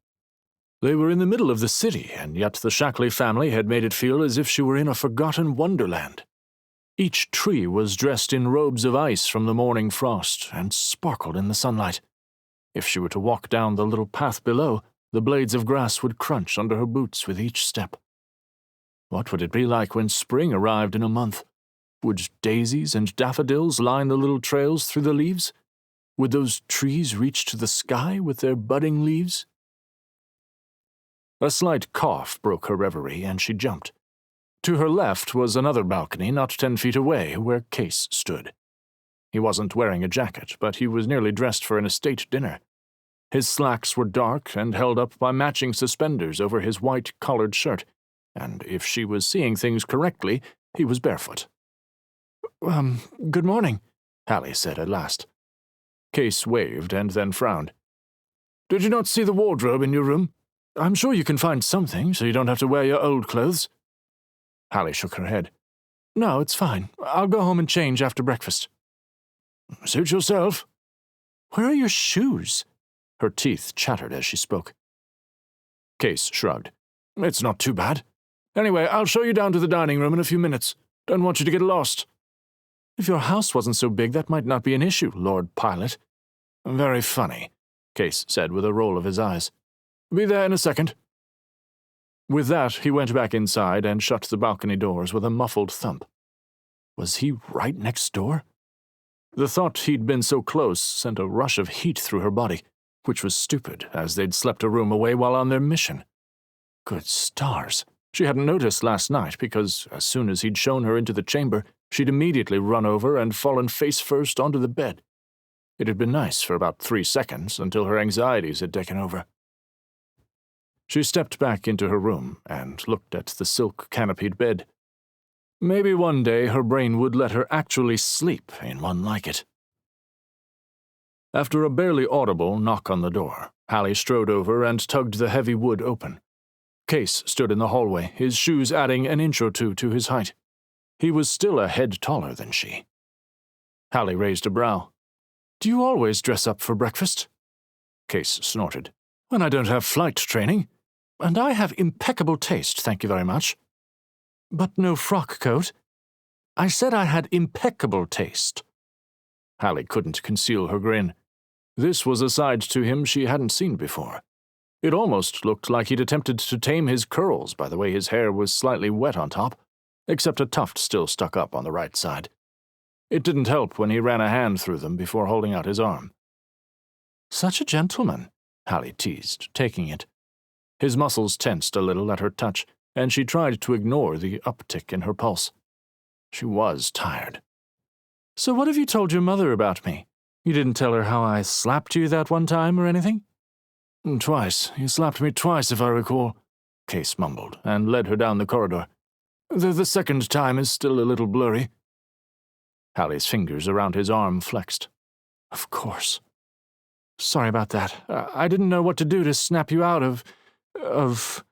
It's all right. I'd have done the same thing if I were you. Hallie took a breath. And how are you doing with everything? Zeke? Fine. His curt response brought back the memory of his breakdown and subsequent confession over his sister. Why couldn't she shut up? Of course he wouldn't want to talk about it. They continued in silence, so Hallie took the opportunity to inspect the paintings on the walls, interspersed with candle-lit sconces carved with leaves and possibly berries of some sort. One particular portrait caught her eye. It was of a girl who looked to be a few years younger than Hallie, with soft blonde hair and the clearest blue eyes. She wasn't smiling in the portrait, only staring straight ahead like a queen on a gilded throne. The background held a library of books Hallie wished she could read. Hallie hadn't realized she'd stopped to stare until her arm fell away from Kase's. She ran a finger along the gilded frame. Maybe it was the way her nose sloped and turned up slightly at the end, but the younger woman reminded her of Kase. This is Anna, isn't it? When Kase didn't say anything, she looked at him. He twisted something on his finger and, after a moment, met her eyes. His voice was soft when he spoke. It was painted before my parents announced her betrothal. Betrothal? How old had she been? 16? 17? Barely old enough to be out on her own. Whoever did the painting was a brilliant artist, Hallie whispered as Anna's eyes stared into her soul, much like she felt the Lord Elders had. It almost looks as if she's on the other side of a window, not immortalized in brushstrokes. Kase nodded. Mother would only hire the best, of course. Too bad it doesn't show a bit of her personality. Hallie tilted her head. What do you mean? Contrary to the painting, she wasn't ever that serious. Kase held out his arm, and Hallie took it once more. She was the most spirited person I knew, though I guess you could give her a run for her money. Hallie chewed on the inside of her cheek. She couldn't tell if he was complimenting her or not, but she felt like he might have been. In a rather awkward, strange way. I would say I'm more annoying than spirited. Kase chuckled and led her along the winding corridor. Anna was so alive and willing to see the good in everyone. You're like that too. I treated you like scum, and yet you were still kind. Well, most of the time. You didn't make it easy. It's a talent of mine to be as difficult as possible, as I'm sure Jove, her mother, will tell you. Doesn't surprise me, Hallie said with a small laugh, but then she stopped cold. They'd reached the top of the grand staircase with its shining steps and gilded railing. About to leave through the front door was the Stradat Lord Capitan, with his straight-edge mustache and pressed uniform. She peeked at Kase in her peripheral vision. His jaw had tightened, but he only hesitated a moment before descending the steps.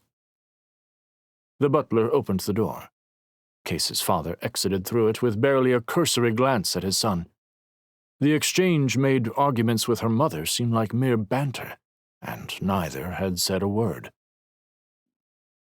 Kase was silent the rest of the way down the stairs and through a corridor that ended in a set of towering double doors.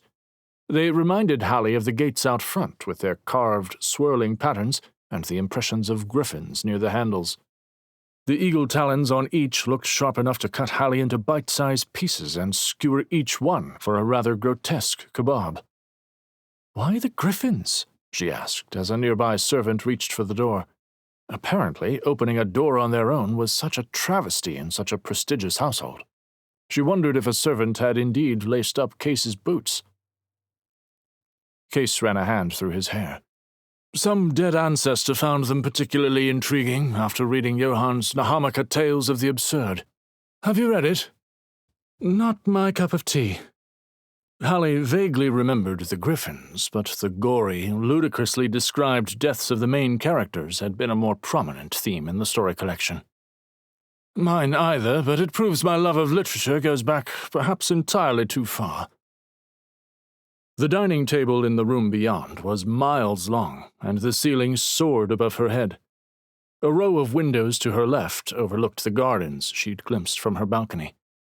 The chandelier above was lit with candles, wax dripping down the sides and collecting in the awaiting saucers beneath each, and near the center of the table sat Lady Less, hands folded neatly in her lap. She looked up and smiled, the diamond drops hanging from her ears glittering as she moved. She wore a fine gown with a soft green maiden belt wrapped around her waist. Hallie's own mother wore the matron belt when she went into town, but it was made from dyed cotton. Lady Less's looked to be of the finest silk. Hallie tugged at her own humble clothes and wished she'd taken Kase's advice and worn something from the wardrobe. Peeking at the hem of her skirt, a mud stain or two mocked her. She didn't belong here. "Good morning, Kase, Miss Walker. Please have a seat," Less said, and gestured to the ones across from her.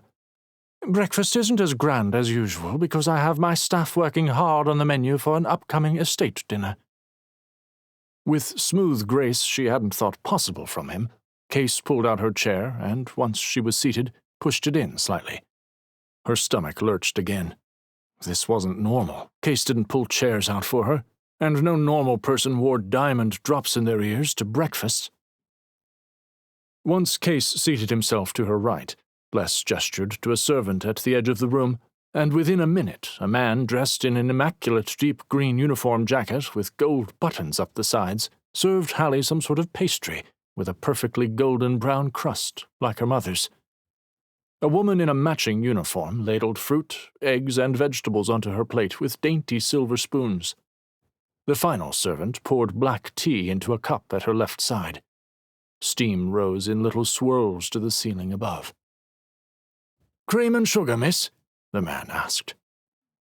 Hallie shook her head, and the man retreated with the teapot. Another set a tray overflowing with cheeses and breads in front of her. Were they planning on feeding an entire village? As her stomach rumbled loud enough for everyone to hear, she realized she'd neglected dinner the previous evening. Kase laughed, and his mother smiled while taking an impossibly dainty sip of tea. "My apologies," Hallie mumbled as she balled her hands in her lap. Lady Less waved her words away. "Please, don't apologize." Hallie took up her knife and fork, both polished enough to catch a glimpse of her reflection in their surfaces. She cut off a piece of the pastry and placed the morsel in her mouth. Tangy, sweet berries married with a hint of brown sugar exploded on her tongue. Marselberries. They were nearly as good as her mother's. She swallowed the knot that had formed in her throat, as well as the pastry. "This is delicious. It might even compete with my mother's turnovers." Kase took a large bite of his, a few flakes catching on his stubble. His eyebrows disappeared into his curls. "Has Oma been holding out on us?" His mother smiled and rested her wrists on the edge of the tablecloth, her utensils still clasped in her delicate fingers. "Oma heard about a woman in the Nardens who kept winning a competition for the best turnovers and jam. Last fall he went in search of her and tried to pry the recipe out of her, but she wouldn't budge. He's been trying to recreate it." Hallie choked on her hot tea, spilling some on her plate. She set the cup down and turned away to cough. Lady Less was staring at her in surprise. Kase's mouth was open, his fork hovering in front of it. Hallie coughed once more. That would have been my mother. She refuses to even tell me the recipe. Did you say he went last fall? That would have been when Hallie was away on the Eudora mission. Could she pry information from the chef? How long had he tried to persuade her mother into giving him the recipe? Yes, but he returned before all this nasty business with Cerulene started. Kase set his pastry on his plate.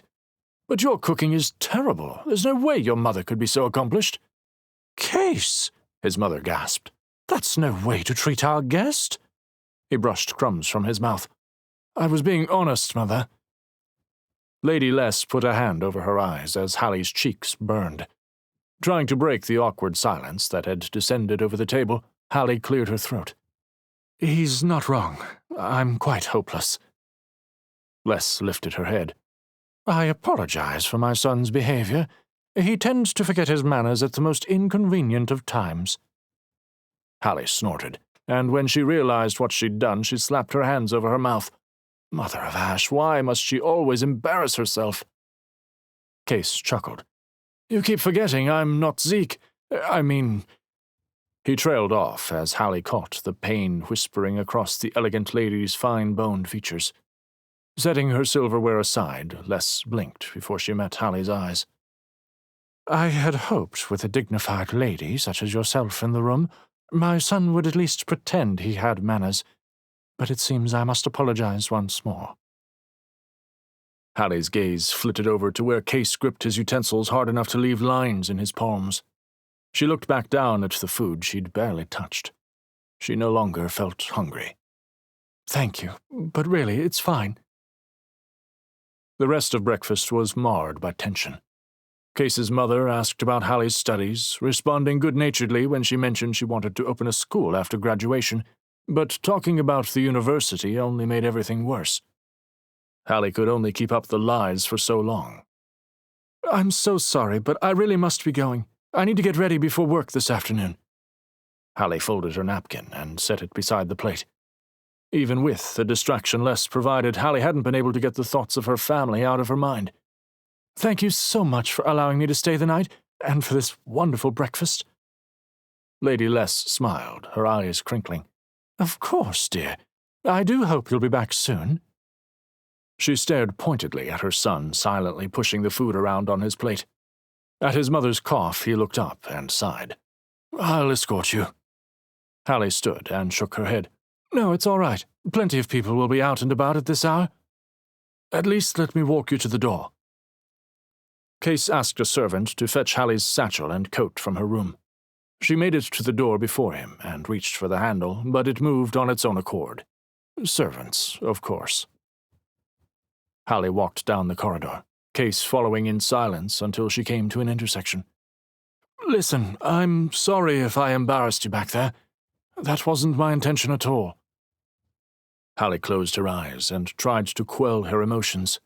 Kase's fists were clenched as he stared at his boots. The soft leather shone in the dim candlelight. It's fine.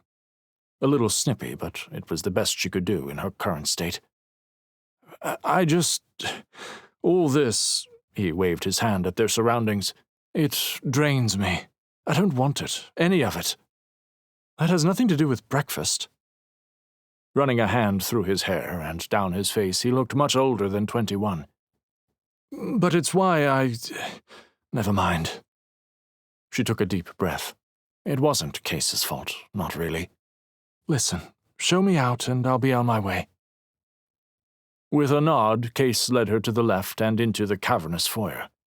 The chandelier was lit, but the sunlight cascading through the window brightened the room better than it ever could. A servant stood by the door with her jacket and satchel in hand.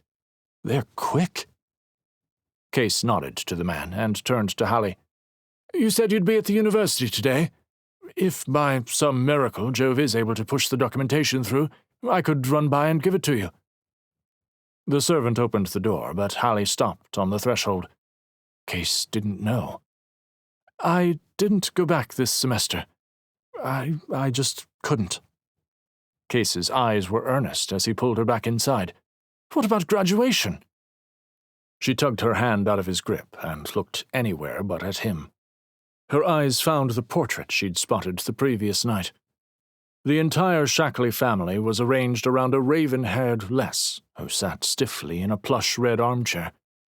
The Stradat Capitan stood behind her, his hands folded on the back of his wife's chair, the edges of his lips pulled down into a permanent frown. She picked out Kase immediately. His wild hair hadn't changed one bit. He looked to be about 8. His hand clasped Anna's shoulder in front of him. To the other side stood Jove, his proud chest puffed out, his blue eyes serious. Last was Zeke, his slight smile standing out from everyone else's somber expressions. The smile of a ghost. "Hallie, why'd you quit the university?" She turned back to Kase, her shoulders sagging from exhaustion. "I couldn't do it, after everything." "Hallie," she held up a hand. "Thank you for your hospitality, but I need to get home." With that, she stepped out the door into the chilly February morning. Chapter 5. Frozen in Carbonite. Kase. If Kase could have gotten out of the manor as easily as Jove had, he would have considered getting married to the first interested party. But all the women who'd tried to wedge their way into his life were dull, nonsensical, or only wanted the prestigious Shackley name to wave about like a jewel-encrusted flag.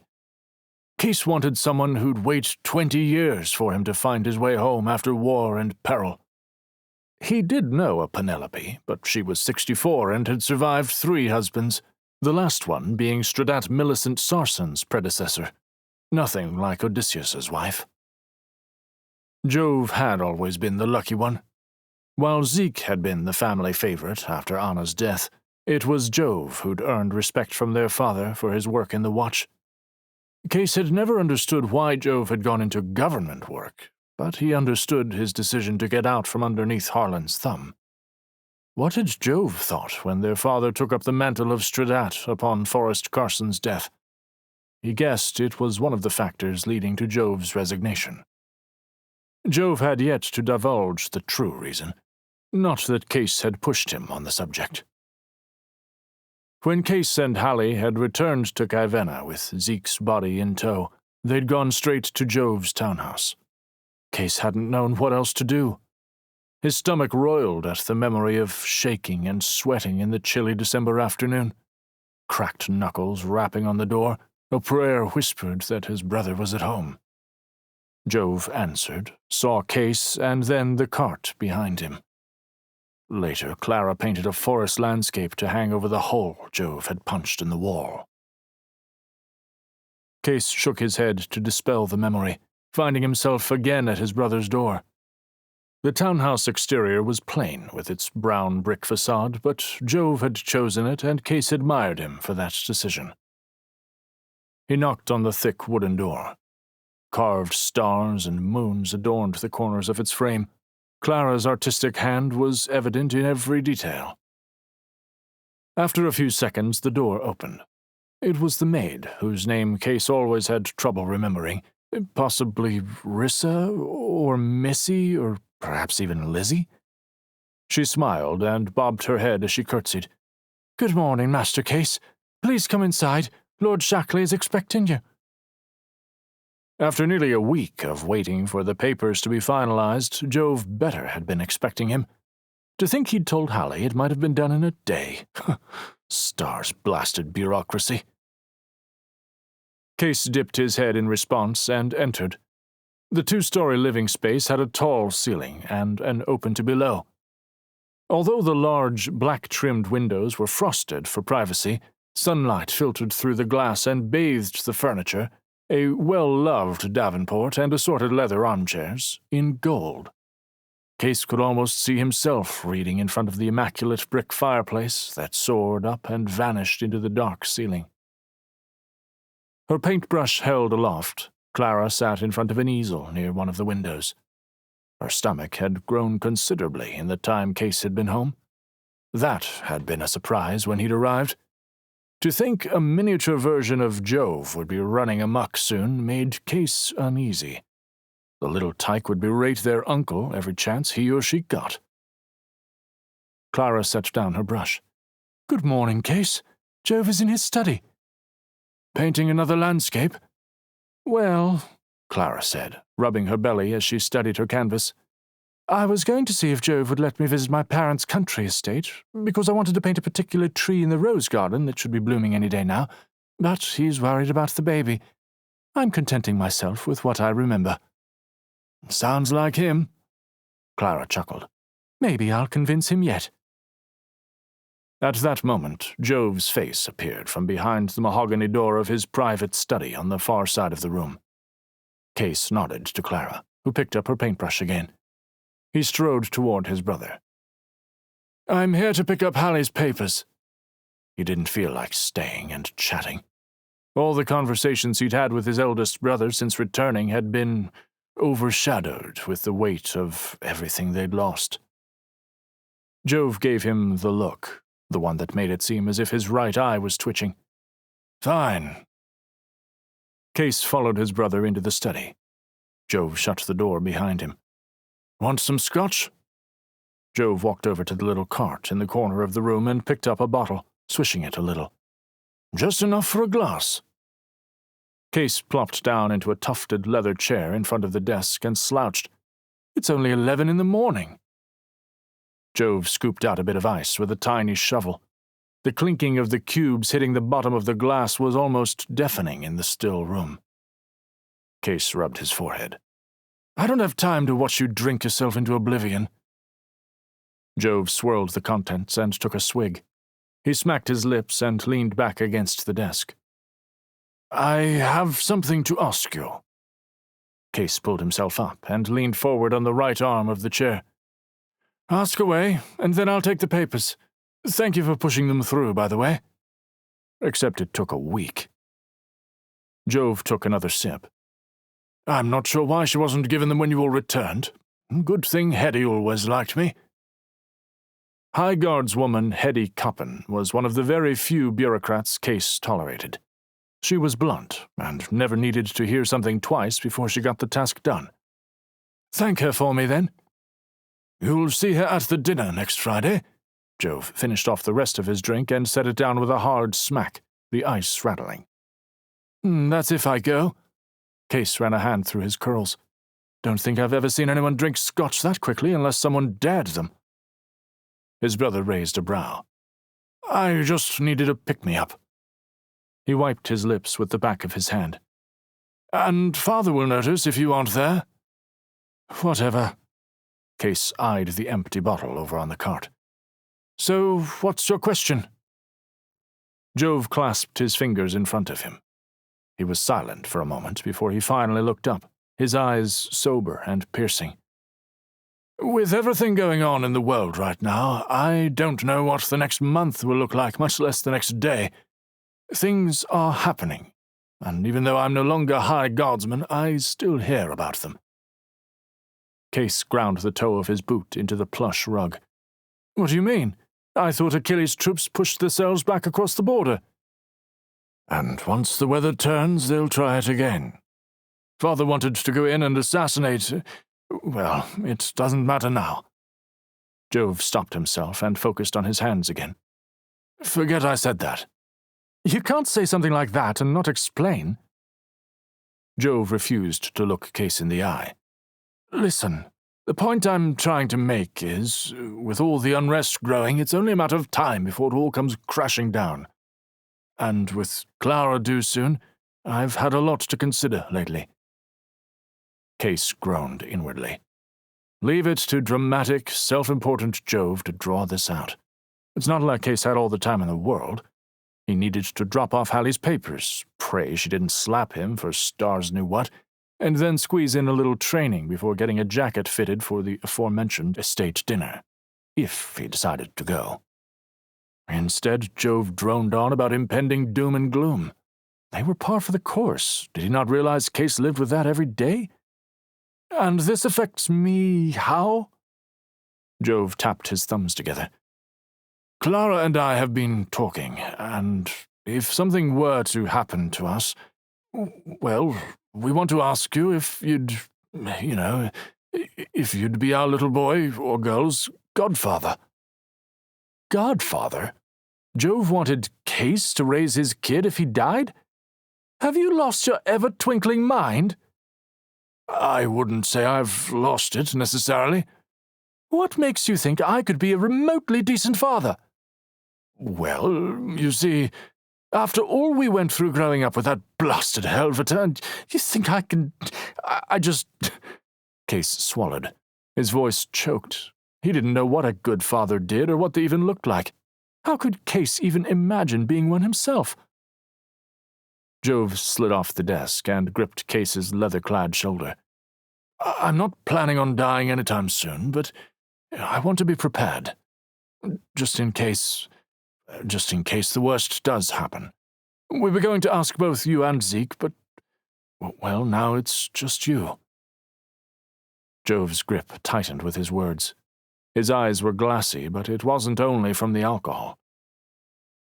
You'd be a stars-blasted good father, because you know exactly what not to do.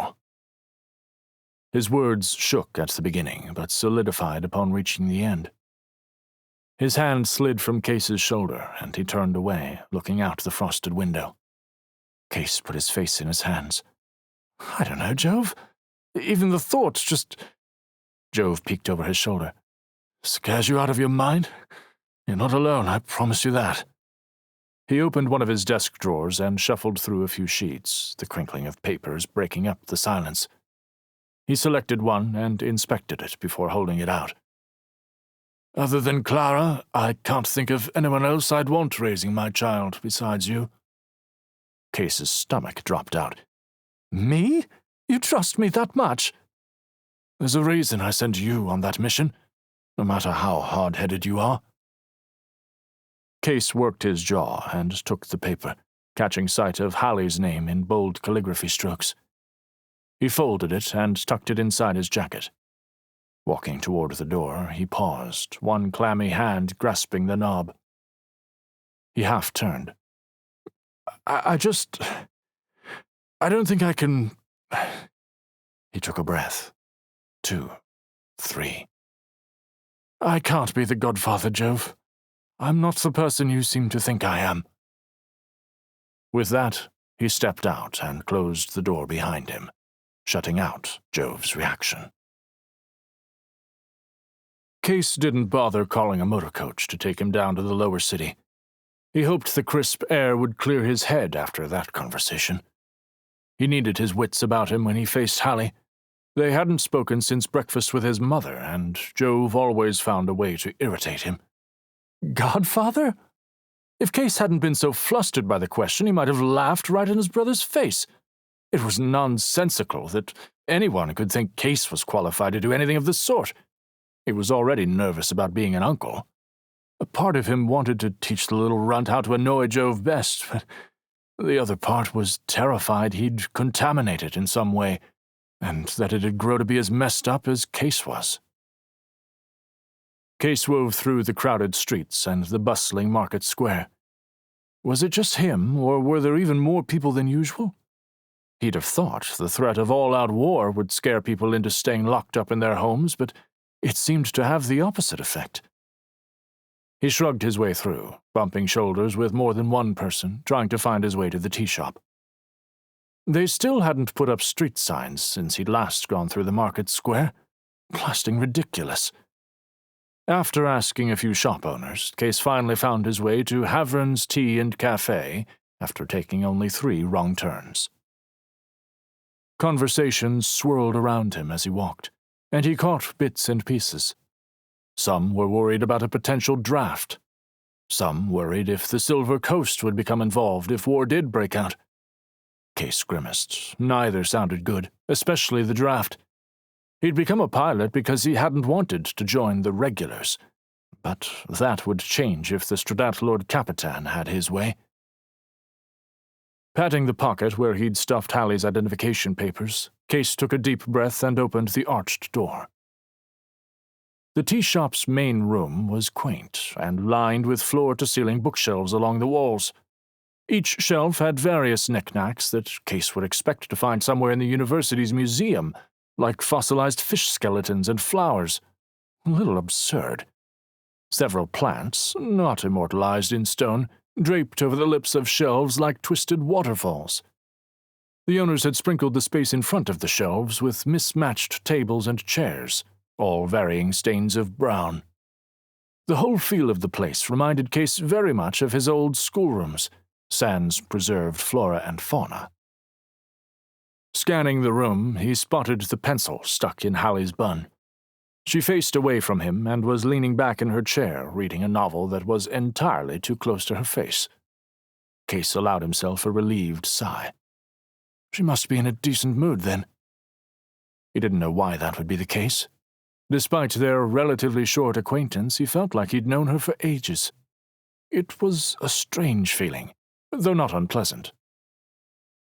He slipped his hands in his pockets and wove past the other patrons, many of whom were students, with open books and loose parchment strewn about their tables. He'd chosen not to continue his education, yes, but sometimes he regretted that decision. What he would have done with the extra knowledge or what vocation he might have chosen was a mystery, but a degree would have been nice, and it would have been an excellent excuse to spend hours holed up in the library with dusty tomes. He came up behind an unsuspecting Hallie, peered over her shoulder, and smirked. "I didn't peg you as the romance type." She slammed her book shut, twisting in her chair. "Don't you know it's rude to read over someone's shoulder like that?" Hallie set the book down as Kase took a seat in front of her. He eyed the teacups on the table. "2? You've already had 2 cups of tea? I didn't think I was that late." She rolled her eyes, and Kase bit back a grin. It wasn't going nearly as bad as he'd thought so far. On his way down, he'd imagined 1,000 scenarios, most of them ending with a slap. The most entertaining one had been receiving a faceful of tea. She scooted one saucer forward. "The barmaid delivered this cup for you. Didn't know what you'd like, but peppermint tea is my favorite." Kase's fingers were awkwardly bulky around the dainty porcelain. He took a tentative sip, the silky texture of the hot tea warming him. While his purpose for this afternoon had helped get his mind off Jove's words from earlier, this delectable drink drove the remaining guilt away. For the time being. Sitting in the tea shop with Hallie, he could forget the deep disappointment in Jove's gaze.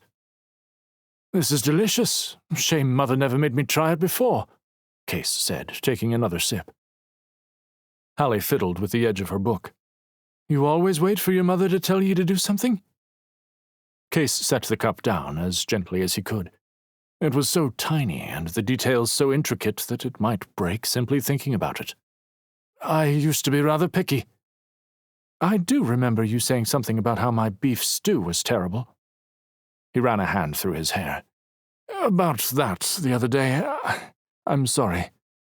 She shook her head. "I overreacted." "I still shouldn't have said that." "Kase, it's fine. It's been a long few months, and with my parents, I'm sorry." "What's happening with her parents?" Kase traced a finger along one of the cracks in the wood. A part of him wanted to push her on the topic, but he didn't want to test how far his luck would take him. "I accept your apology, then. But now, I came to give you something, didn't I?" He dug in his pocket for her papers and offered them to her. Before she could grab them, however, an idea hit him, and he pulled back. "Actually, no. I think you still owe me." "Still owe you?" "Yeah. Weren't you apologizing to me 2 seconds ago?" Her voice grew thin. "You also threw in a sorry, if my memory serves, and rightfully so." He smirked. "I've decided that my feelings were very hurt. An apology such as yours won't suffice." "You're impossible." Her cheeks were a little flushed as her golden eyes flashed, and Kase couldn't deny it was fun teasing her. But he also knew her temper would get the better of her if he pressed her too much more. He slid the papers across the table. She snatched them, giving him a waspish look. He leaned back in his chair.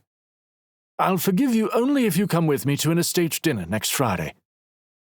Hallie rifled through the papers, scanning each line. Kase cleared his throat and spoke a little louder. I said I'll forgive you only if you come with me to an estate dinner at Shackley Manor next Friday. No. Kase's chair legs struck the floor with a bang. A nearby student with round eyeglasses perched on the tip of his nose let out a string of murmured curses as he daubed smudged ink. Kase ignored him. No? No. Kase leaned forward, his hands splayed upon the wooden tabletop. The stained surface made his fingers slide a little. You think you can live with yourself after how you treated me? Hallie rolled her eyes. I got along fine without you before the Eudora. Kase crossed his arms, a little huff escaping his lips. Then he smiled. But the food is excellent. Hallie finished inspecting the papers and placed them carefully in her satchel, which was hung on the back of her chair. And you expect that to sway me? It's that good. She lifted the cup to her lips. Why do you so badly want me to go to a function for rich uppities such as yourself? Kase shrugged. Because otherwise I'll have to suffer alone. I'd much rather spend it with someone who'll make fun of the uppities with me. She stared hard at him. The longer she did so, the more nervous Kase became. She didn't move, probably didn't breathe. What was she thinking? Was she trying to come up with a better excuse to get out of it? Great shocks, if Kase had asked anyone else, they wouldn't have even blinked before accepting the offer. He drummed his fingers on the table. Hallie narrowed her eyes, but she didn't speak. Maybe he'd misread her. He'd done it before. In the beginning, she'd been a pretentious thorn in his side, but near the end, he'd thought they'd reached an agreement, a respect for each other. Kase had found he'd missed her during the months they'd spent apart after their return to Cavenna. What more, he actually enjoyed spending time with her now. Maybe teasing her about forgiving him had been a step too far. He chewed on the inside of his cheek for a moment before leaning forward. Look, I'm not trying to pressure you. You swear the food will be worth it? Kase's muscles relaxed as warmth spread through his chest. I swear on the soul of my departed pilot's goggles. Fine, but if it's terrible, I'll never forgive you. Kase chuckled and held out his teacup. She begrudgingly clinked her own cup against his before taking a sip. So, back to your book. Romance? Sort of. If you're of the opinion that romance involves space, laser swords, and overarching empires, then yes, I am reading a romance. Kase raised his eyebrows.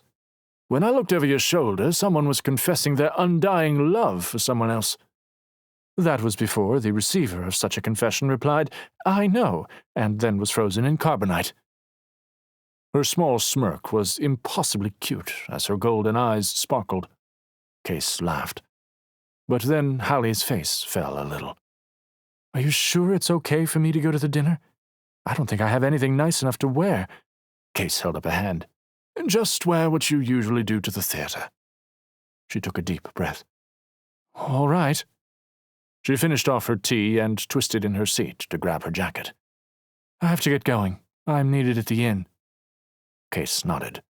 Pick you up at 6 next Friday? Sure. She stood and pushed her arms through her jacket. I'm in the building on the same street as the Savine Bell Tower, number 12. Kase watched her leave, a bud of hope blooming in his chest. For once, he wouldn't have to suffer through the night alone. It was a fantastic feeling. Now, if he could use that to fix other lacking areas of his life... He finished off his own drink, left a few coppers on the table, and strode out into the afternoon.